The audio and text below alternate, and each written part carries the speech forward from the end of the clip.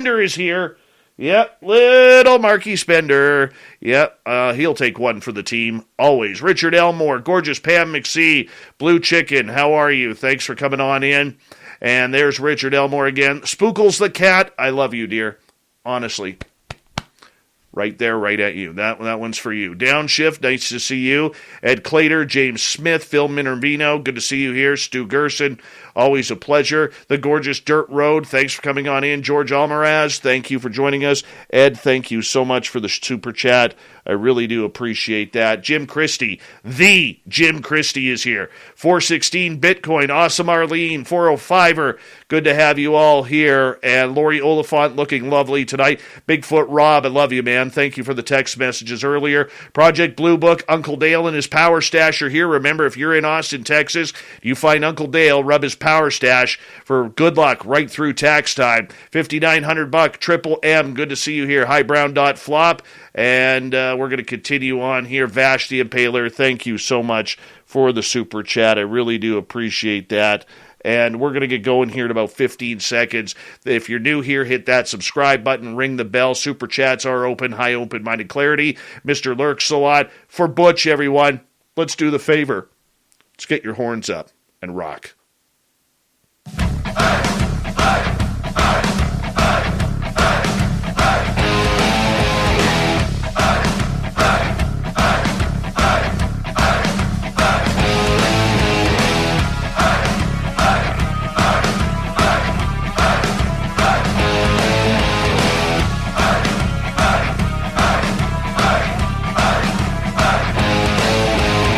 From the mountains of central British Columbia to you listening around the world, this, my friends, is Spaced Out Radio. I am your host, Dave Scott, sitting in the captain's chair of SOR headquarters.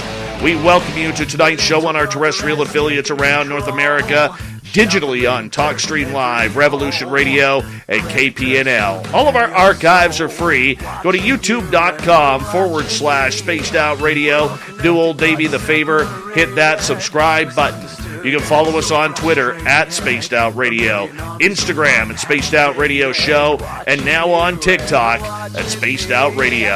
Our website is spacedoutradio.com. We have a plethora of features for you. Rock out to Bumblefoot. Read Shirky Poo's Newswire. Check out our swag as well. Tonight's show is brought to you by Chive Charities. Help make the world 10% happier by visiting Chive Charities today. You can find them on our website. And it's another great night of broadcasting here on Spaced Out Radio tonight. Sinead Whelehan is back. She will discuss ET contact and how to make contact. Then in hour 3, we're going to bring you a story from the swamp. As Swamp Dweller joins us again, we pay tribute to a legend that has left us all too soon. Shirky Poo's got the news as well. And to be honest, with everything going on today, I totally forgot to do a thought of the day. But that's okay. We will survive tonight.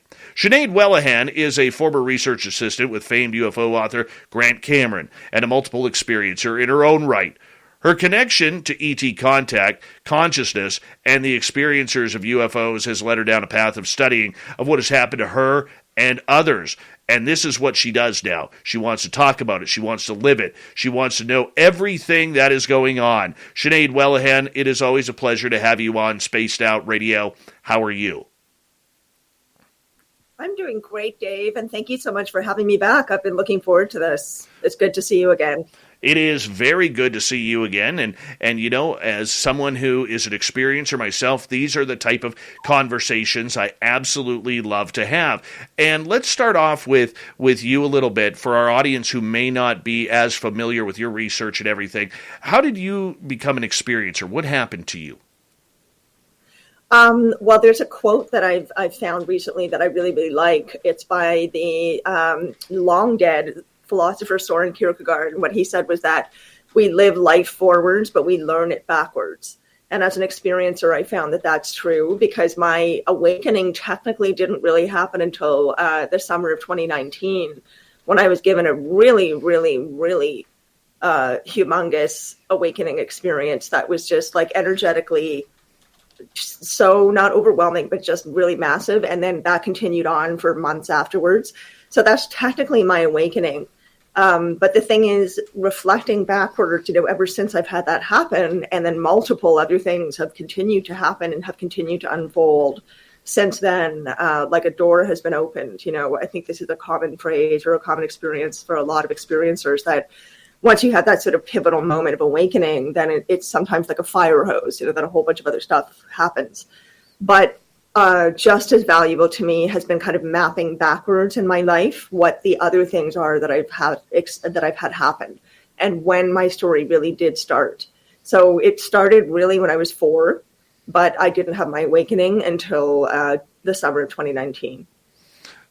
So you're relatively new to this over the last few years, but you've decided to jump both feet into the woo pool like the rest of us. Yeah. And you've decided that this is something that you need to figure out in your life. Why did you become so passionate about this subject? Well, that's a great question. There's a lot of different answers for that, but if I was going to hone it down to 2, I would say that, first of all, the beings that have been communicating with me, who I know at least some of them are ETs, and the reason that I know that is they have given me an incredible amount of validation, like undeniable validation through other people. And, they've actually made things occur in my life that have validated what's going on. So I know that it's definitely ETs are involved. There are other beings as well. I'm still in a process of figuring that out. But I'm passionate about it because they made me passionate about it. The awakening experience they gave me was so incredible, and really, literally changed my life. I think that day, that I had the experience, because nothing has ever been the same for me since then. Literally all my perspectives about everything in my life, all the pivotal, fundamental, crucial things in my life, friendships, family relationships, my sense of myself, how I'm spending my time, including my work life, my view on what's happening in the world and the universe and interconnectivity, and all these things just suddenly became, they all shifted and came into clearer focus for me. So that was such a remarkable experience, not to mention, as I said, the quite incredible continuation of experiences that I've been having. It's so exciting. It's so positive, because my experiences have only been positive. And that doesn't mean I'm making a blanket statement, by the way, that it's only ever positive. I know there are lots of people that have had difficult experiences, but for me, it's only ever been positive. And so that also fuels my passion and my commitment, because it's been such an incredibly positive experience over and over again, and it's helped me grow and expand in every area of my life, in ways that I never thought that I would.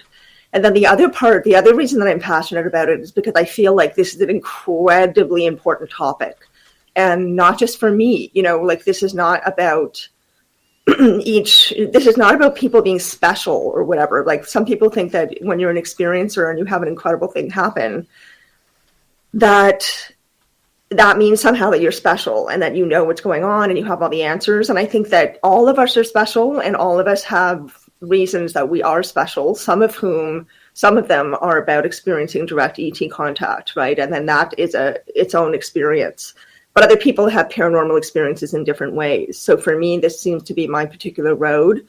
And I feel like it's incredibly, incredibly important, because I think that the conversation has been dominated for far too long by those who are in power, rather than, the millions and millions of us on the ground, who are the people who are actually having the frequent contact and, reaching out to each other and forming communities and validating each other's experience, and sort of spreading the word that this is real. This really is happening. There is an incredible amount of evidence, both in lived experience and otherwise, to prove that it's real.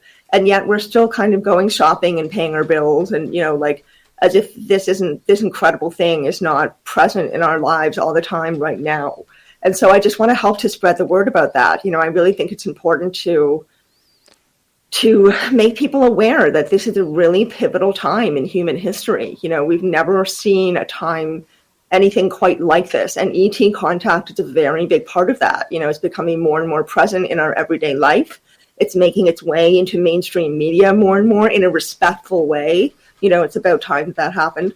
But we still have a long way to go. Experiencers that you yourself know so well, Dave, are often not really taken seriously, and that has got to change. And if we do change that, there's just so much amazing potential and possibility for us to learn and grow from, that expands our sense of who we are, what humanity is about, what we're doing on Earth, what Earth is about, and how we connect to the universe at large. So I think that this is a really exciting, incredibly content-rich, just paradigm-busting time in human history. And I want to be part of it, and I want to help other people become part of it too, if that's what they want. With so many people blinded by this subject, not believing in this subject, it has been quite the uphill battle, not only for people such as yourself, people like me who have podcasts and radio shows and YouTube channels about this subject, trying to bring knowledge and understanding that this phenomena has a very, very strong opportunity to be real. I mean, it's real to you and me and people like us who've had experiences, whether it's seeing lights in the sky or whether it's having ET contact. But with the majority of people in North America, if we just focus here for a second, there is a lot of people out there, Sinead, that are so blinded by everyday life that this subject is completely unfathomable, pardon me. They don't want to talk about it. They don't want to hear it. They quickly deflect it by saying that's just for nut bar people and people who are crazy. And how do we do this? How do we get that message out? Great question again. You really do have wonderful questions, Dave. I think that, we need to just keep doing more of what we're doing, like encourage others, encourage each other to come out and to tell our stories and to share them, not only within our community. Like, I've been on YouTube for 2.5 years or something like that. And my family has no idea what I'm doing. Like they don't know that I'm doing this, because that's a conversation that I knew was going to be very, very complicated. So for me, well, most of my family doesn't know. But for me, it's been this process of, here I am like on a screen talking to you and people are hearing my voice. That I'm not exactly hiding in a corner, but I'm still going through my own process of gradually telling people in my life what's really going on with me, because it's not just what's going on with me. It's part of who I am. Like it's so much a part of what resonates with me as a human being, like with the core of who I am. And that's something that you hear in experiencers over and over again, that this isn't just an experience, like you go on vacation and have an experience. This is something that actually changes people, changes who they are, how they think, changes their lives, changes in many ways, a lot of very pivotal things about what makes our life function, in this society and culture. So I think that we need to keep just telling our truth and normalizing it. I don't like the word normal, but basically telling more and more of these stories that people who don't normally have exposure to those stories can start to see the patterns of the common patterns and the common themes that exist among the experiencer communities, wherever you are. Like, even if you're not in North America, it's still remarkable, the frequency of common theme and common patterns and common experiencers experiences that people have when they are in contact with ETs. So I think that, you cannot deny strength in numbers, basically, right? Like, if more and more people keep coming out and talking about this, it becomes harder and harder to deny that. You can't say that half the world is bananas, right? Even if that could be true, you can't really say, half of the world, like, let's say half the world comes out and says, I'm an experiencer and I've met ETs and I've seen UFOs and I believe that they're real and all these things that you talk about on this show, right? Let's say the other half of the world can't say, oh yeah, all those people are completely crazy. Like, you can't deny something that's that predominant. But also, I think it's important how we do it.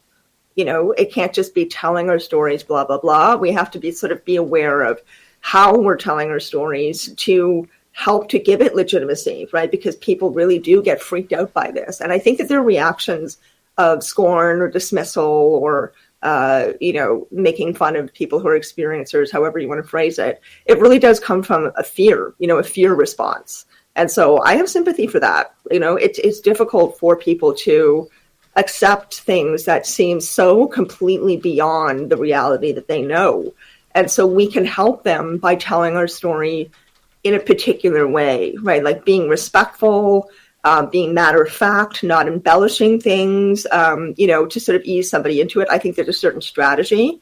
But as a community, I really think we just have to keep telling our truth, really, and being brave, because it's almost like, this is a bit more of an aggressive phrasing I would normally use, but it's almost like we're doing battle. Like this isn't just about information that's been withheld from us. This is so much bigger than that. It's about our evolution, I think, as human beings. It's about something gigantic that could happen for all of us and for our planet that could really change our lives for the better, in my personal view. And so I think it's important to push against, the manipulation of what could be really going on. There's an awful lot of fear-based stuff out there in the media, and that just really is not my experience, and hasn't been for a long time, and hasn't been the experience of many people that I know.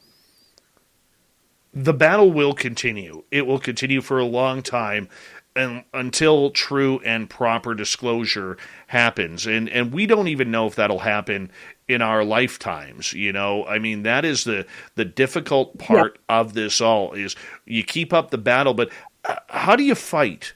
How do you keep up the fight, the energy that goes into talking to people, not on an argumentative level, but on a research-based level? And the reason why I ask that is, look, Sinead, your experiences are much different than mine, that are different than Chris Bledsoe's, that are different than Samantha Mowett's, that are different than people who are listening to this show, and different from people in our chat room. Everybody's experiences are quite individualized. We have people who, claim, and I've had good experiences, bad experiences, and horrific experiences. Okay. Yet when we get down to it, and we hear the Whitley Strieber's of the world talking about, getting his butt probed by aliens, or you get other people who say, I took a needle in the eye, or you get other people saying, I watched these aliens, rip a horse apart, where it sounds so science fiction that mainstream, no matter what, because they got blinders on, are not going to believe the tales. And that's the difficult fight that we have. Mm-hmm, mm-hmm. Of course it sounds, to people who are still, as you said, so inside the experience of, let's just use the word normalcy again. Again, I really do not believe in normal. I think normal is a completely fabricated idea, but it's one of the ideas that is so prominent in the way our society and culture functions, right? Like being normal is something everybody feels like they have to strive for. And part of that involves just having a job, having a routine, the same routine we all see on sitcoms, like there's a marriage, there's kids, there are jobs, there's cars, there's a house, there's a dog, whatever, and you pay your bills, and then eventually you retire and you go fishing or whatever, right? And that's fine. If that's what makes somebody happy, if that's the life that really makes them content, good for you. Nothing against that whatsoever. But a lot of people, particularly at this time, I think, in the world, are really starting to want more. They want to know, they want to feel like there's more substance in their life. They want more substantial human relationships, more substantial ways of connecting with others, more meaning, more substance and meaning in their life. I'm kind of repeating myself, but I just keep hearing that over and over and over again, and seeing that everywhere, whether it's in this community or not. So I feel like people are searching for this, even if they are resistant, because of course that makes sense. They would be, I also see more openness. I guess I should speak only from my personal experience right now, more openness than I expected. When I've told people in my life, I really was kind of like, okay, I have to be prepared for this person possibly never being my friend again. And they haven't done that. That's not been their response. So sometimes people can surprise you too, and I think that's something we have to keep in mind as well. Sometimes it's not as scary as we think it's going to be. Are you surprised that you haven't had a lot of people walk out? Well, I didn't go into it with any expectations. I just thought I have to tell my truth. I have to tell that this is, a very big part of my life now. It's a very big part of who I am. And it's what I want my life to be about for the rest of my life. So if people are going to be in my life, I can't hide that. I have to be open about who I am and what's important to me, right? And I think also sometimes you inspire other people by doing that, like just by saying something that is outside of, again, the realm of normal can make other people feel a little braver about things that they think that they are worried about being seen as weird or strange, So a lot of it, I think, is about building that confidence in ourselves, really fully believing ourselves and believing our experience and really, getting support for that if we need it, and just building up a strong core so that we're less likely to be emotionally reactive if someone does give us a hard time, or be devastated if we lose a friendship, because it's more valuable to be who we really are and to be truthful, in how we walk through our lives, because that's what makes us happier. It's very true. Just that simple. We have about 3.5 minutes before we have to go to break. At the bottom of the hour, we have Sinead Whelehan here on Spaced Out Radio tonight, ET Contact. For you, as you continue to pour your soul into people who will listen, how do you control your own emotions on this subject? Because the one thing that many experiencers do is they get so passionate about it that really it can be a turnoff to those who are trying to learn. How do you control yourself? I don't really have to, I guess. It's such a positive experience for me to speak about it and share about it, especially with people such as yourself, who are showing such respect to the experiencer community and who are experiencers themselves. I automatically feel more comfortable and able to do it. But it really is a beautiful, exciting, amazing thing that I get to experience and then talk about. So I don't really have a lot of super strong emotions about it, except very soon after I've had an experience. If it's soon after I've had an experience, I'm often just like, oh my gosh, the vibration and the energy is so incredible that it's very happy making, so you can kind of get very excited about, oh my gosh, it just happened again. And this is progress in the experience. This new thing occurred. Oh my gosh, what's going to happen next? It's really mysterious and amazing and exciting. And so I love talking about it. But when it comes to having difficult conversations, like somebody maybe not believing me or being respectful, I just remind myself, I can't control what other people think or feel. It's not my responsibility. And, what they want to think and feel is what they want to think and feel. If they're open to hearing this, wonderful. If they're not, they're not. It's not their path in this life, maybe. So that's not up to me. How many times does it happen when you get into this conversation, and when you're in a group of people, there's always those couple of people who are like, bah, I don't believe in anything. You're seeing things. You better go to a psychiatrist. But the minute that group breaks up, that same person comes back and says, I saw something. And I don't know what it is. How often does that happen to you?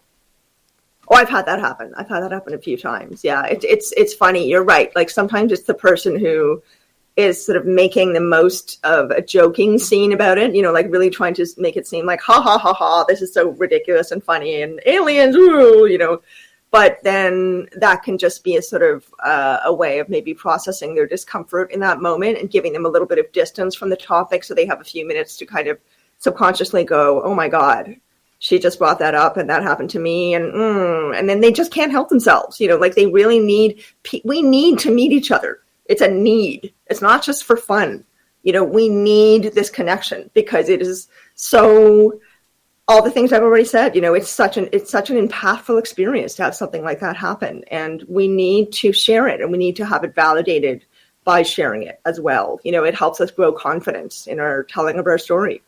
It really does. And the one thing that you do have to have as an experiencer is confidence in telling your story. And I think that's absolutely huge with what you are doing. And, you do have to have a little bit of skepticism. Let's be truthful, because not everybody's going to be giving the full truth, the whole truth, and nothing but the truth. The human mind does play tricks. But in between those words, There is a truthful story that has happened, and that's what we have to try and get out. Sinead, I'm going to get you to hold on right there before we go to break here at the bottom of the hour. Sinead Whelehan is here, experiencer, researcher out of beautiful Toronto, Ontario. Yes, Leaf fans, Yonge Street still has your chairs from last year. You're not going to win the Stanley Cup this year either. Just putting that out there. Spaced Out Radio continues right after this.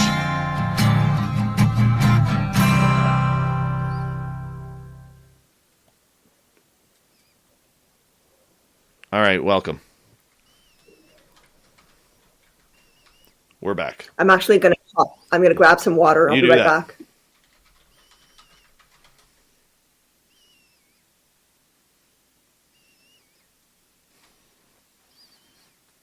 How we all doing, people?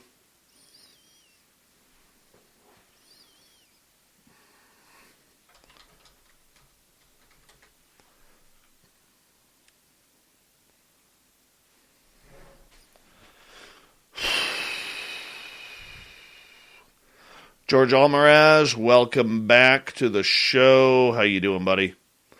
My brother Eugene, good to see you. Mennonite Abe, we're all a little sad today. All a little sad. But that's okay. We will get through this, people. The show must go on. That's all I'm playing in my head right now. Hi, Gorgeous Ronnie over on Spreaker.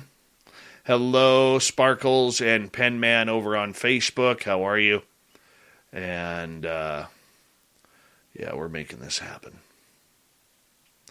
Sorry if I'm a little glum today. Just one of those days. Not good things happen today. But that's okay. We'll make it through. We will make it through, people.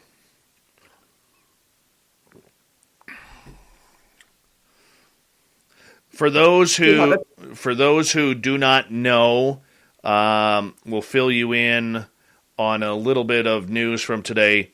I found out first thing this morning from Lon Strickler and Brian Bowden that Butch Witkowski had passed away in his sleep. I'm going to go over that more in detail later on in the show in hour number 3. And we are going to do a tribute show for him on the 31st. That was the night he was supposed to be scheduled to be on the show for his first appearance of 2022. I don't want to book anybody for that night. So I am going to do a tribute show that night for him. I'll have more to say in hour number 3. It just didn't feel right finding another guest for that night, to be honest. And I'm hurting pretty bad. Butch was... I'm so sorry. I'm so sorry for your loss. And it's a loss for the show and all your listeners as well. It's a big loss for us. It's a very big loss for us. I'm going to take some time to find the right person to fill in on that show and kind of go from there. But we're going to keep Strange Days going. That's the way he would want it to come. And that's the way it is. Bill Ulm, how are you, man? Good to see you. Love you back. Newfie, no, I did not have a radio show late night around 2010. I was retired from radio at that point, man. Retired. Happily retired.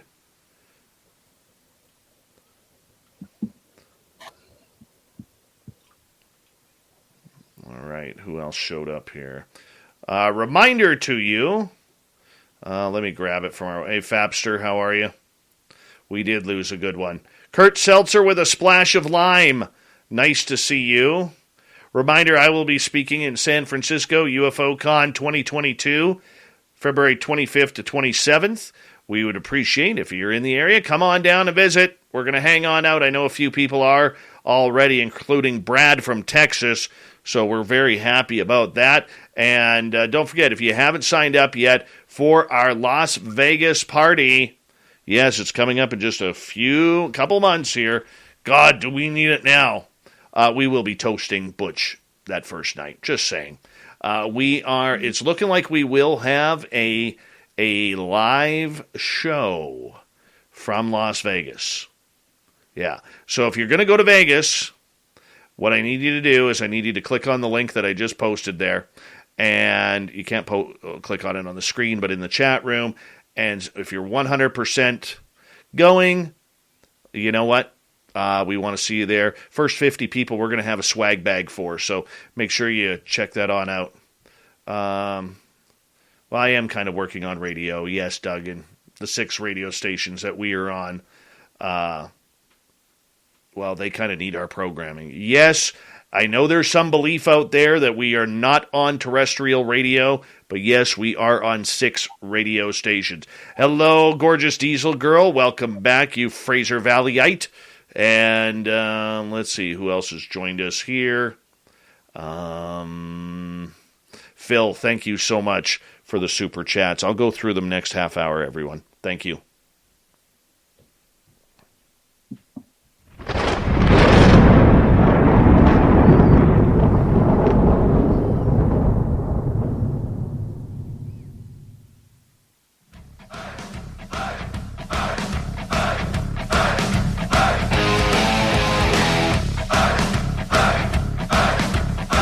Second half hour of Spaced Out Radio is now underway. My name is Dave Scott. Thank you so much for joining us here on Spaced Out Radio. We really do appreciate earning your listening ears. Hello, and remember that you can check out all of our free archives by going to youtube.com/Spaced Out Radio. Just do me the favor, hit that subscribe button, our website, spacedoutradio.com. We have a plethora of features for you. Rock out to Bumblefoot, read Shirky Poo's Newswire, check out our swag as well. Follow us on Twitter at Spaced Out Radio, Instagram at Spaced Out Radio Show, and now on TikTok at Spaced Out Radio. We continue on tonight with one of our favorites. Sinead Whelehan is here. We're talking ET contact, and we're having a good time. Sinead, welcome back. Thanks so much, Dave. It's really a pleasure to be here. Do you like titling yourself as an experiencer? Do I like titling myself? Yeah, I do. Yes. Me too. Should I riff on that? No, I mean, you know what? I do too. Like when I speak at a conference or something, you know, I'll say I am a journalist. My line is I'm one of the only journalists who's an experiencer. I like that. And I like that. That's a great point. Yeah, and so a lot of people like it. They like the title of it being an experiencer. It gives something. People love titles, all right? And, they do. You know, I mean, Lord knows that today, believe it or not, there's studies shown on this, that people would rather have a title than a pay raise at work. Because it shows a sense of authority, especially to younger generations. That's why you see at so many places now somebody making like just $1 over minimum wage, but they have a title of a assistant manager of flipping burgers, or night shift manager or whatever, because people are addicted to titles. And thank you, social media, for another one. But for you, the reason why I ask that is because the research you've done into this topic is not just for the benefit of you. It's for the benefit of other people who are having this experience. What have you learned personally about ET contact in these few short years? Oh, boy. That's an enormous question. I've learned so much. It's hard to boil it all down to a few things because there are so many researchers out there who've made such a significant impact on the field, and their perspectives vary somewhat. What I find most fascinating is the fact that the research is leaning more and more towards it being about consciousness, not so much about the physical aspects of these experiences, So while the technology is definitely fascinating and should be investigated and is being investigated, although that's not officially announced yet, it's only one part of the puzzle, like figuring out how a UFO flies and back engineering and all these things that people are really fascinated with. That's just one part of it. There's a bigger question at hand, which is what are they doing here? How long have they been coming here for? Because the research does say, depending on your field, some people are very nuts and bolts about their research. Other people are a little bit more exploratory or like experimental. So depending on the type of research you're doing, there's a lot of paperwork, documentation, scrolls, scriptures, all kinds of things dating way, way, way, way back, like thousands and thousands of years ago, including pieces of art, innumerable pieces of art from cultures all over the world. This is always an international thing. This is not a North American thing. And a lot of times people think that it is. Now we're expanding and we're starting to realize that this really is a global phenomenon. So there's more diversity coming into the field, which is something I think is incredibly important. But, the fact is that there is a tremendous amount of material that indicates very strongly that ETs have been here for a very long time, and might have contributed to the development of certain technologies we use now, or, agricultural methods, or structures we've built. There are things that we can't explain that have been leaps in human knowledge and human development, such as agricultural practices or, the pyramids in Egypt. Huge leaps forward for those civilizations that are somewhat mysterious. There isn't really an explanation for how people would have been able to do these specific things. So the research now is, I feel, catching up to that a bit more. It's become not so much about the nuts and bolts. What are UFOs? What are the shapes of them? And, what do the beings inside look like? It's become a lot more philosophical and become more esoteric. And what I find really, really fascinating is that different fields of inquiry, there's science, there's medicine, there's history, there's whatever, psychedelics even, all these different fields that would seem to have nothing to do with each other. Quantum physics is another huge one, variant of quantum physics. So, there's all these different fields, and they all are starting to intersect now in their growing understanding and information gathering about what UFOs are, what ETs are, but more philosophically, why they are here and how they may have always been here and have participated for millennia in, all kinds of different aspects of human development. And that could even be down to our DNA. I mean, there's so many different interesting ideas out there that come from some really incredible thinkers. So there's a juicy treasure trove of information out there to find, to investigate all these different ways that ETs and UFOs have manifested in the world. And that's really what I find the most fascinating, is how broad and varied and ancient a lot of these experiences and this information, how old they really are, and then how now it seems to be a time for a lot of researchers where they're starting to tie together bits and pieces that have been in all these other fields that are now starting to intersect and create a fuller picture of what could be going on. And I find that incredibly exciting. I think it's incredibly exciting that quantum physics is able to give us a clearer idea of what our reality actually is, as opposed to what we think it is. Just a lot more mind-expanding information coming our way rather than nuts and bolts. And that's what I'm all about. Does the mainstream public want or need ET contact? I think that the mainstream public, I don't think is there yet. Do they need it? That's a big question. I mean, I think that a greater understanding and interaction with the universe as a whole is something that we all need, because I think it's part of our innate nature as well. And, there's science backs that up, right? Like there are structures in our bodies and in natural systems all over the earth that mimic structures and materials that are found in outer space, on other planets. It is already an intersectional experience. It's already an integrated experience. Like, we're not just one lone planet floating around in this gigantic universe all by ourselves doing our own thing. Like, this is all part of a whole, So do we need to know? Yes, I think we need to know. But is the mainstream audience, or is the mainstream population ready? Oh, not so sure about that. I think that our community can play a very, very valuable role in helping those people get used to the idea. And that's why I think it's important for us to tell our stories. See, one of the conspiracy theories that I think, and this is just me, I believe that one of the major reasons why they aren't disclosing anything is because the younger generations, from the millennials on down to the babies being born this second, are very much more spiritually in tuned. And Yes. a lot of people may not agree with that, but the further we move away from the elder generations, my parents' age, your parents' age, even into my age in my, mid to late 40s, where there's still a lot of religious connotation going on of mainstream religion, whereas the younger generations seem to be finding their own spirituality by whatever means necessary, whatever they feel comfortable with.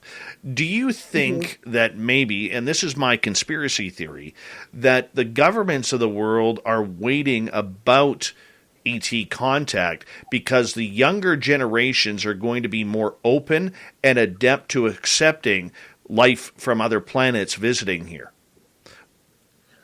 Oh, I think that's a wonderful idea. I'm not sure that the government is that tuned into what's happening with the younger generations. I don't know. I mean, I think that sometimes we attest a lot more to the government than what could be actually going on. Like, I think most people in the government are just doing their jobs, like they're just as much entwined in the 3D as all the people we were talking about earlier who have not yet woken up to what's going on. But I think that the majority of the government is made up by people like that too, who have no idea what's going on. So, are they aware enough of what's happening in our community to be able to make a choice like that? Maybe. I think, there's all kinds of guesswork we can make about why they would be withholding this information. Like, why not just tell us flat out that this stuff is true and it is real and it's physical and otherwise. I realize exactly, I know exactly what you're thinking. I feel that way too. All we got to do is just say yes. That's it. The word yes. You don't even have to go into detail. Are aliens here? Yes. Have we been contacted? Yes. What's happening? Yes. Okay, it's a one-word answer. But the point that I'm getting at here, Sinead, is I think they are scared. They are scared for the military-industrial complex. They are scared for the religious communities, because remember, out of the 7.8 billion people on this planet, at least 4.5 billion of them are still religious one way or another, of the praying to the 5,000 gods that are hovering around this planet at any time. But there's also the economic factor. What happens to the economy? Does it crash the economy? Does it cause a huge decrease in value of everything? There is a lot that needs to be weighed out with this decision. I think a lot of that decision was made back when the New York Times article came out, and then the admittance by the Pentagon in 2020 that this stuff is real. Again, last year, what we're seeing now with the DNI reports and everything that's come out, I think we're into something deep here, Sinead, that is all preparation, waiting for the next two generations to die off, so that way the younger generations can be more open-minded and accepting. I certainly hope so. I certainly hope so. I mean, Dolores Cannon talks about, if anybody follows Dolores Cannon, she's the QHHT, quantum hypnosis healing therapist, expert. She's passed away since, but she also channeled and was a remarkable person in other ways. And she and some other people have talked about these different waves of humans coming into Earth around, I can't remember how many decades, but over a series of generations, essentially. And that, one generation was supposed to be the one to kind of first come along and start planting the seeds and making sort of, preparation for other people to be able to digest the reality of these possibilities a little bit more easily. And then that second wave was going to be able to help the next one and so on, right? So I really would like to think that is true. I think that, it's apparent that the rollout of disclosure is definitely very deliberate, very slow, very controlled. Why are they doing it that way?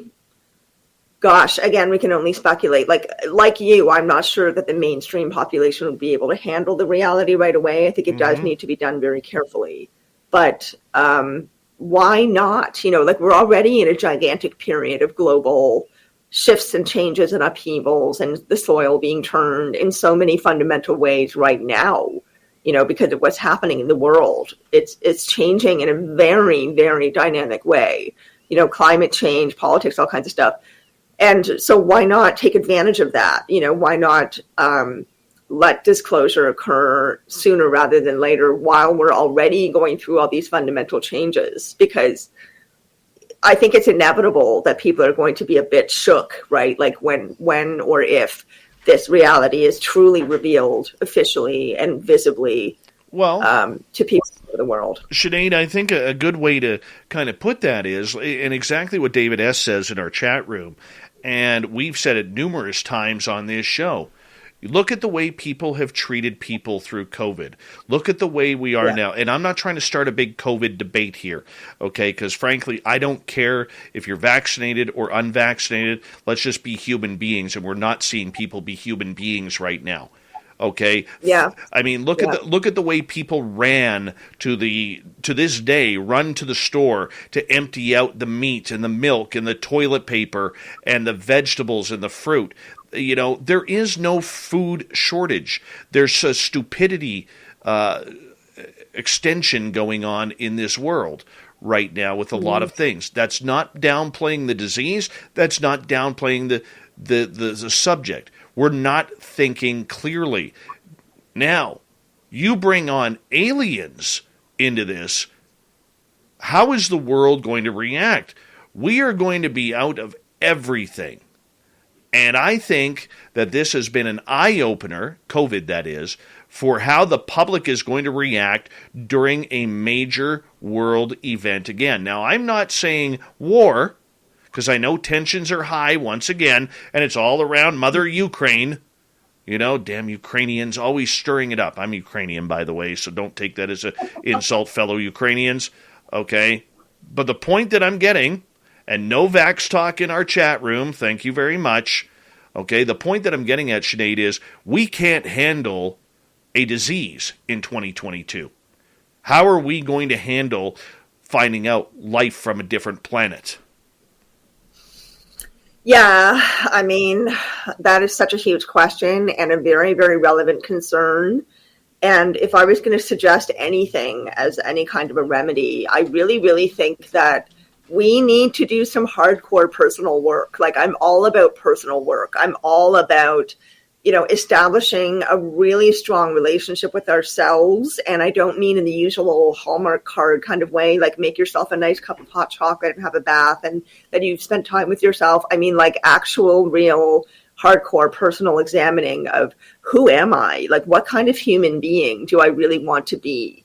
How do I want to respond in a situation where I may feel threatened or I may feel like a fear response or an anxiety response coming up? What kind of human being do I want to be? What kind of life do I want to be living? How do I want to be treating other people? How do I want to be treating the planet and animals? How do I want to be, what kind of a person do I want to be? Like, what is my life for? Why not take advantage of this time where everything is shifting and changing to do that?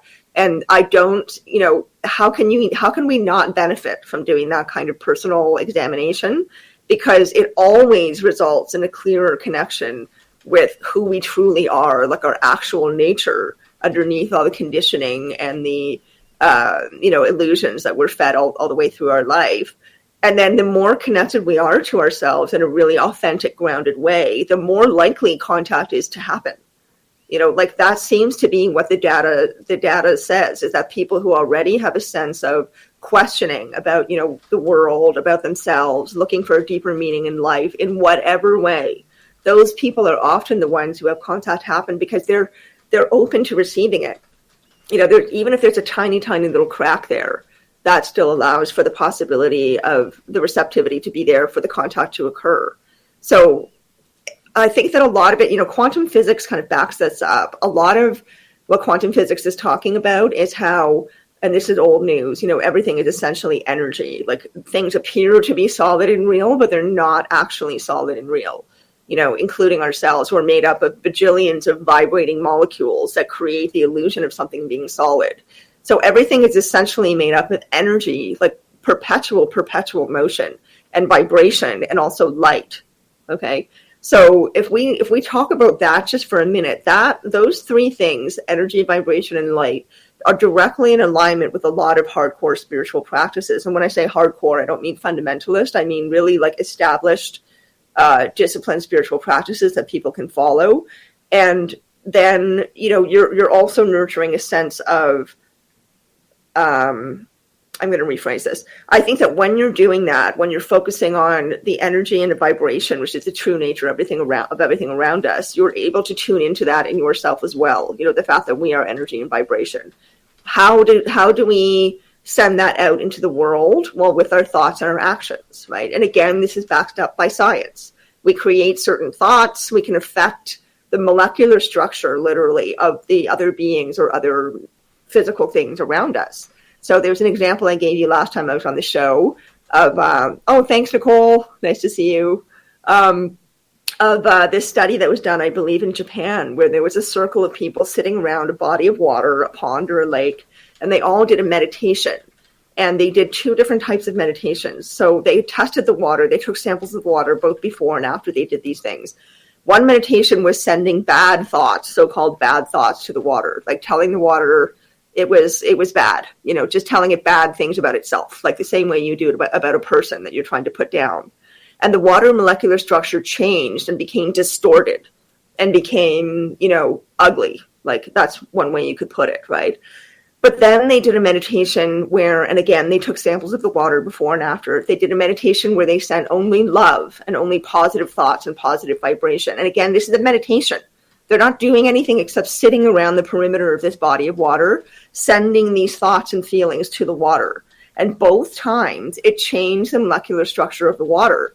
And the change of the molecular structure, the actual visual physical change, reflected the vibration and energy of what was sent to them. So the ugly thoughts and feelings that were sent to the water made the molecular structure ugly. It made it distorted, and it was sort of out of place and looked like a disease, and actually similar to an invading bacteria or a mutating cell, right? Very similar to that kind of look.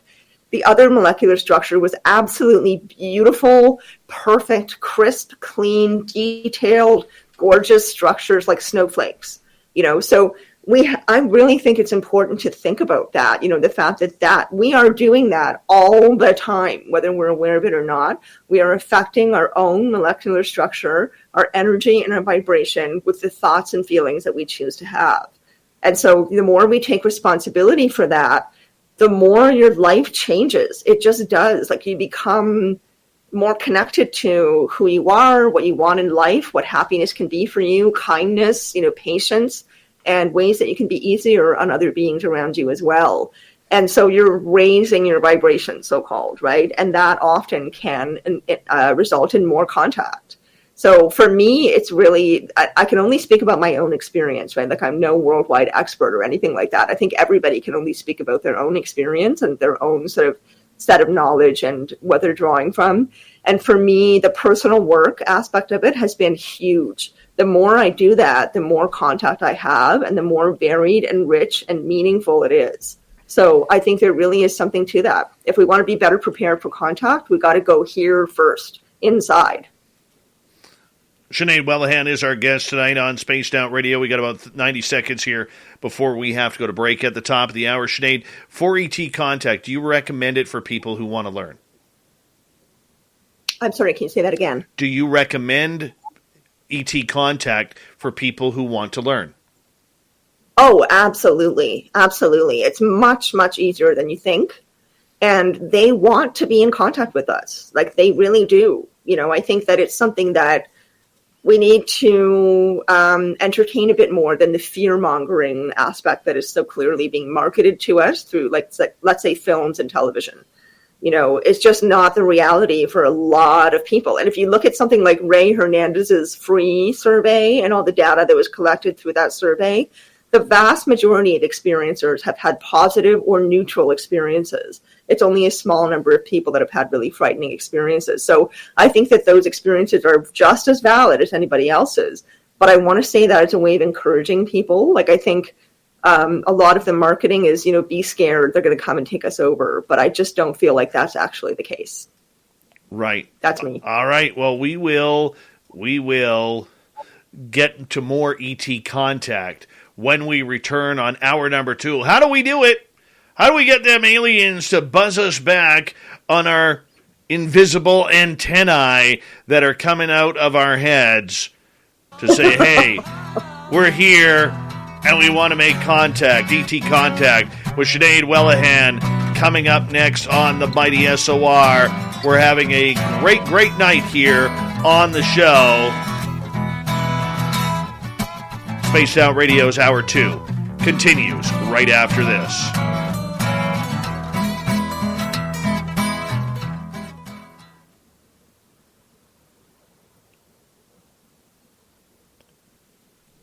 Hi, Obi Flett. Hello, Sonia's News. Looking lovely tonight. Millennium, good to see you, my man. How you guys doing? Eva, how are you? Eva. Remember Wally? Eva. Stunning Stephanie Jackson. There she is. All right, I'm done. I love how everybody who comes to your show gets a really excellent ego boost as well, Dave. It's the only reason that I'm here, really. You're welcome. I just want to hear you say nice things to me. And Wendy, hello, and thank you. Great to know that you're here. Okay, I will be right back again. All right.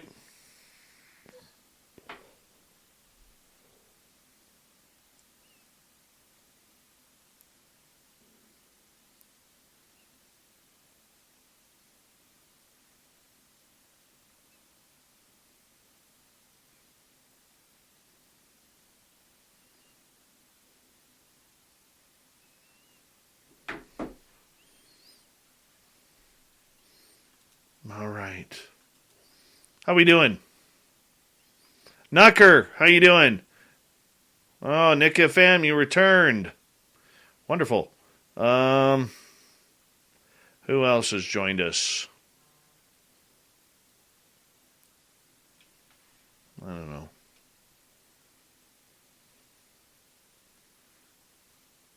Tits McGee, thank you for filling in for the vacationing Veronica Corningstone.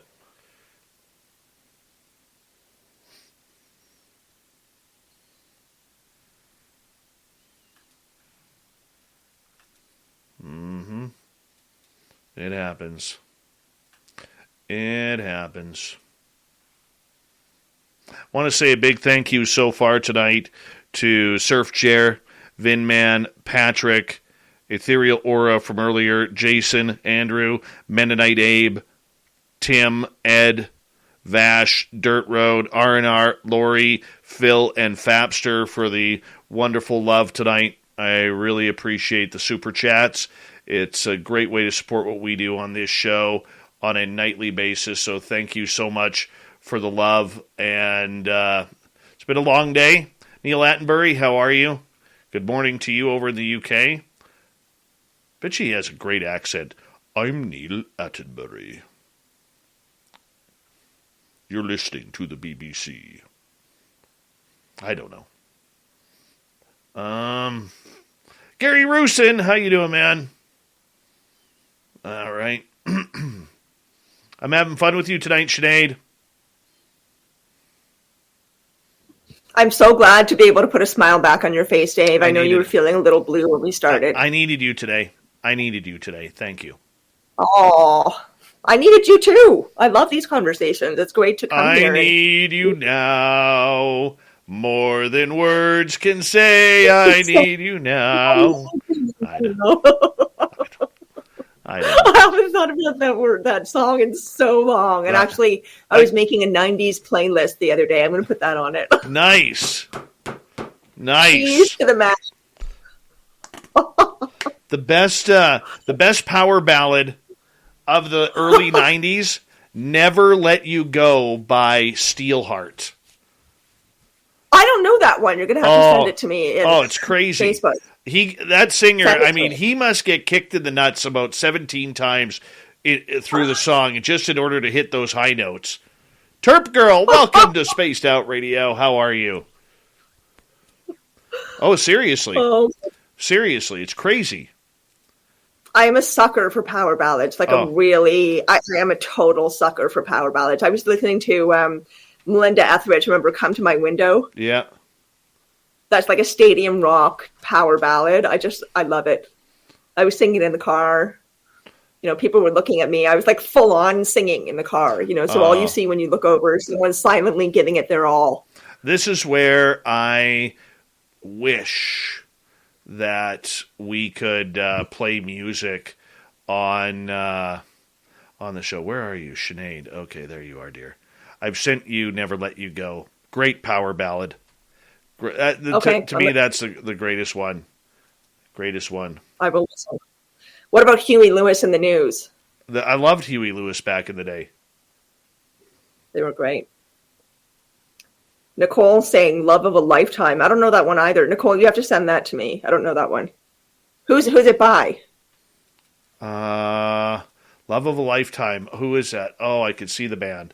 Gotta find a way in a lifetime. Oh my God. Not White. No. It's not White Snake. No, it wasn't. Okay. It wasn't White Lion. It was one of those horrible bands. One of those C leagues. Hey, let's give a quick shout out here. We got about a minute before showtime. Where are you?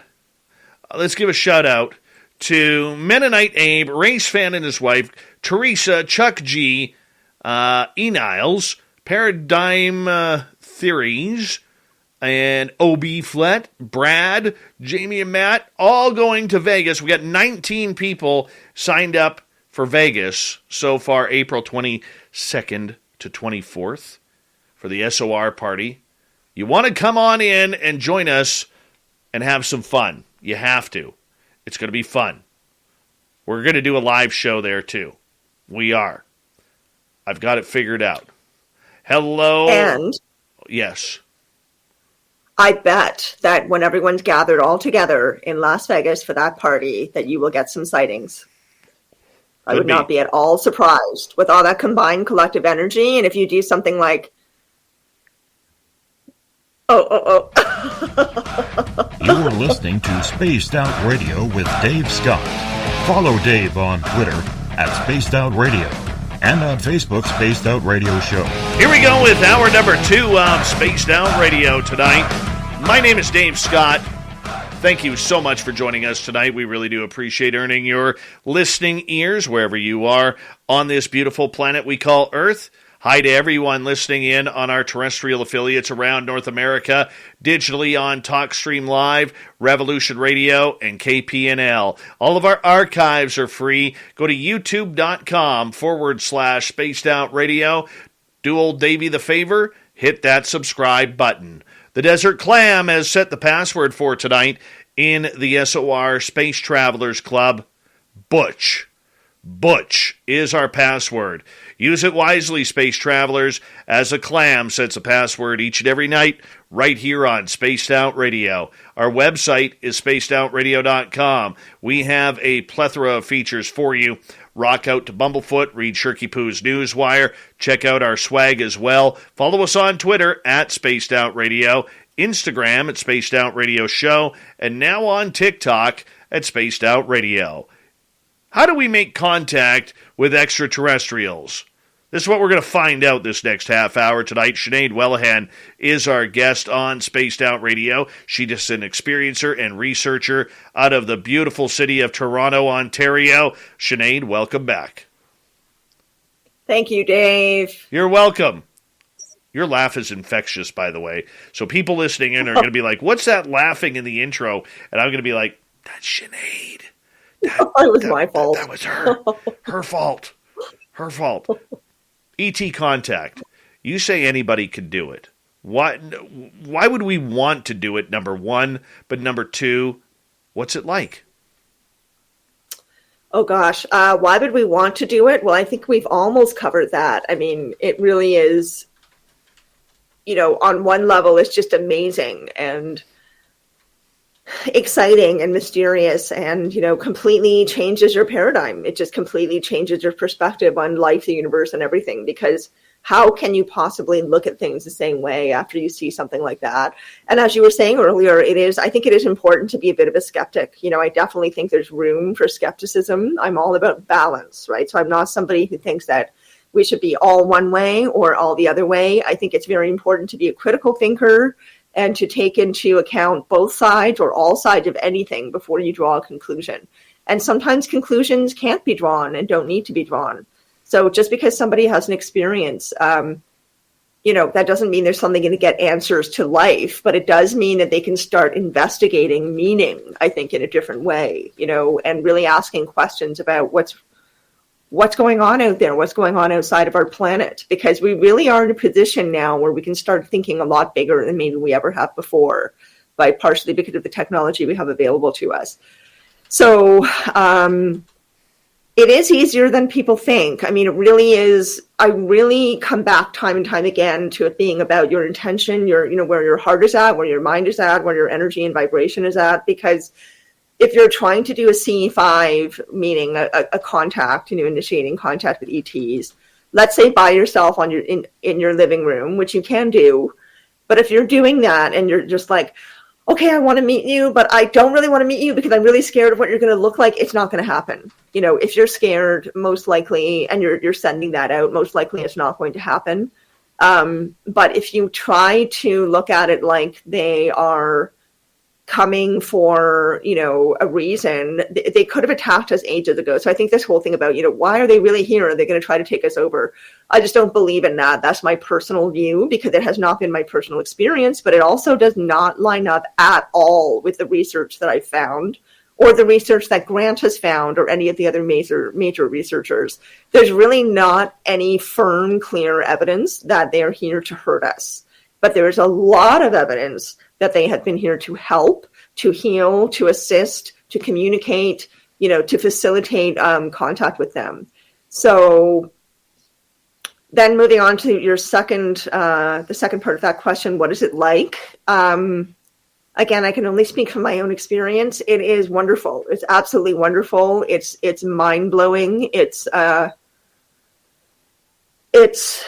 takes a bit of time whenever something big, especially big, happens. It takes me a bit of time to integrate it. And for me, the integration is actually more important than the experience, because we can have an experience and then completely block it out or pretend it didn't happen, or, allow our initial shock and awe to become the fullness of the entirety of that experience.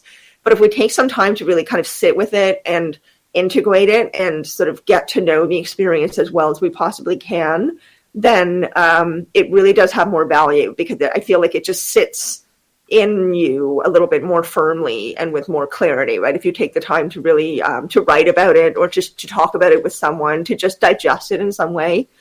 So that's a very big part of my experience. But it really has overall, I'm just going to make a sort of general blanket statement for now. It is wonderful. It's really, really, really wonderful.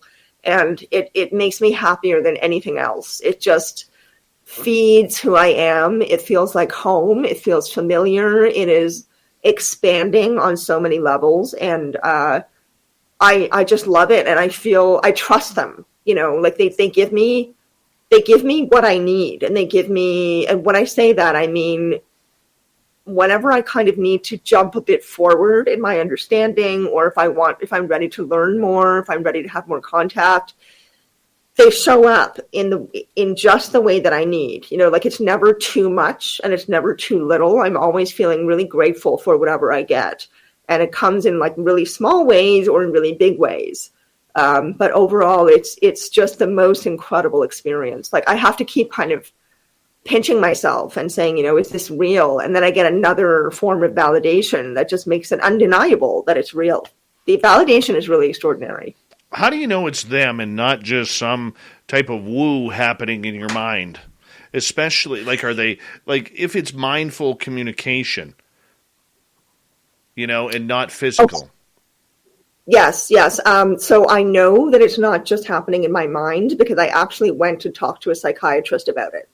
There is I'm somebody who's always believed in exploring myself, like exploring my own mind, getting to know myself as a human being the best that I can, so that I can uproot, unhealthy or non-beneficial ways of being, either for myself or the way I treat other people or animals or whatever, to just become a better person, right? So a lot of my life has been about investigating myself and kind of turning over the soil of who I am and trying to become a better human being. And so part of that has been going to therapy. So I put myself in therapy when I was 15.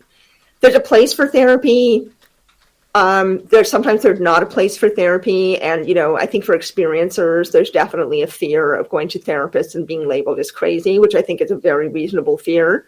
In my case, I got really lucky. I got a really, really compassionate, empathetic woman as a psychiatrist who I saw only a few times, and wanted to talk to specifically about this and about other tremendous changes that were happening in my life as a result of these experiences. And so she was a very accepting person, but also I needed to say out loud to somebody that this was happening to me. I needed to verbalize it to someone. I needed to say it out loud, this was really, really early on in my experience. And I needed to verbalize it to somebody else and be heard. And I guess being able to do that with a psychiatrist was sort of my way at the time of giving myself a very protected ethical space to do that in, right? So regardless of whatever her response to me was going to be, on some level, I just needed to say it. I just needed to say out loud and describe what was going on, right? And so I talked to her about it a few times, and it was not only about that. That's not the only reason why I was going to talk to her. I was going through some other transitions in my life, and I wanted to try to find some tools to manage those transitions well.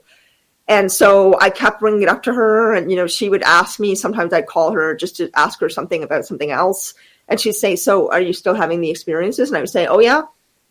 So if this is a trained psychiatrist, this is somebody who went to medical school. If she thought that I was mentally ill, I'm pretty sure she would have made me medicated, tried to get me medicated or told me to go to get some kind of treatment or be, assessed in some way or whatever, but she didn't.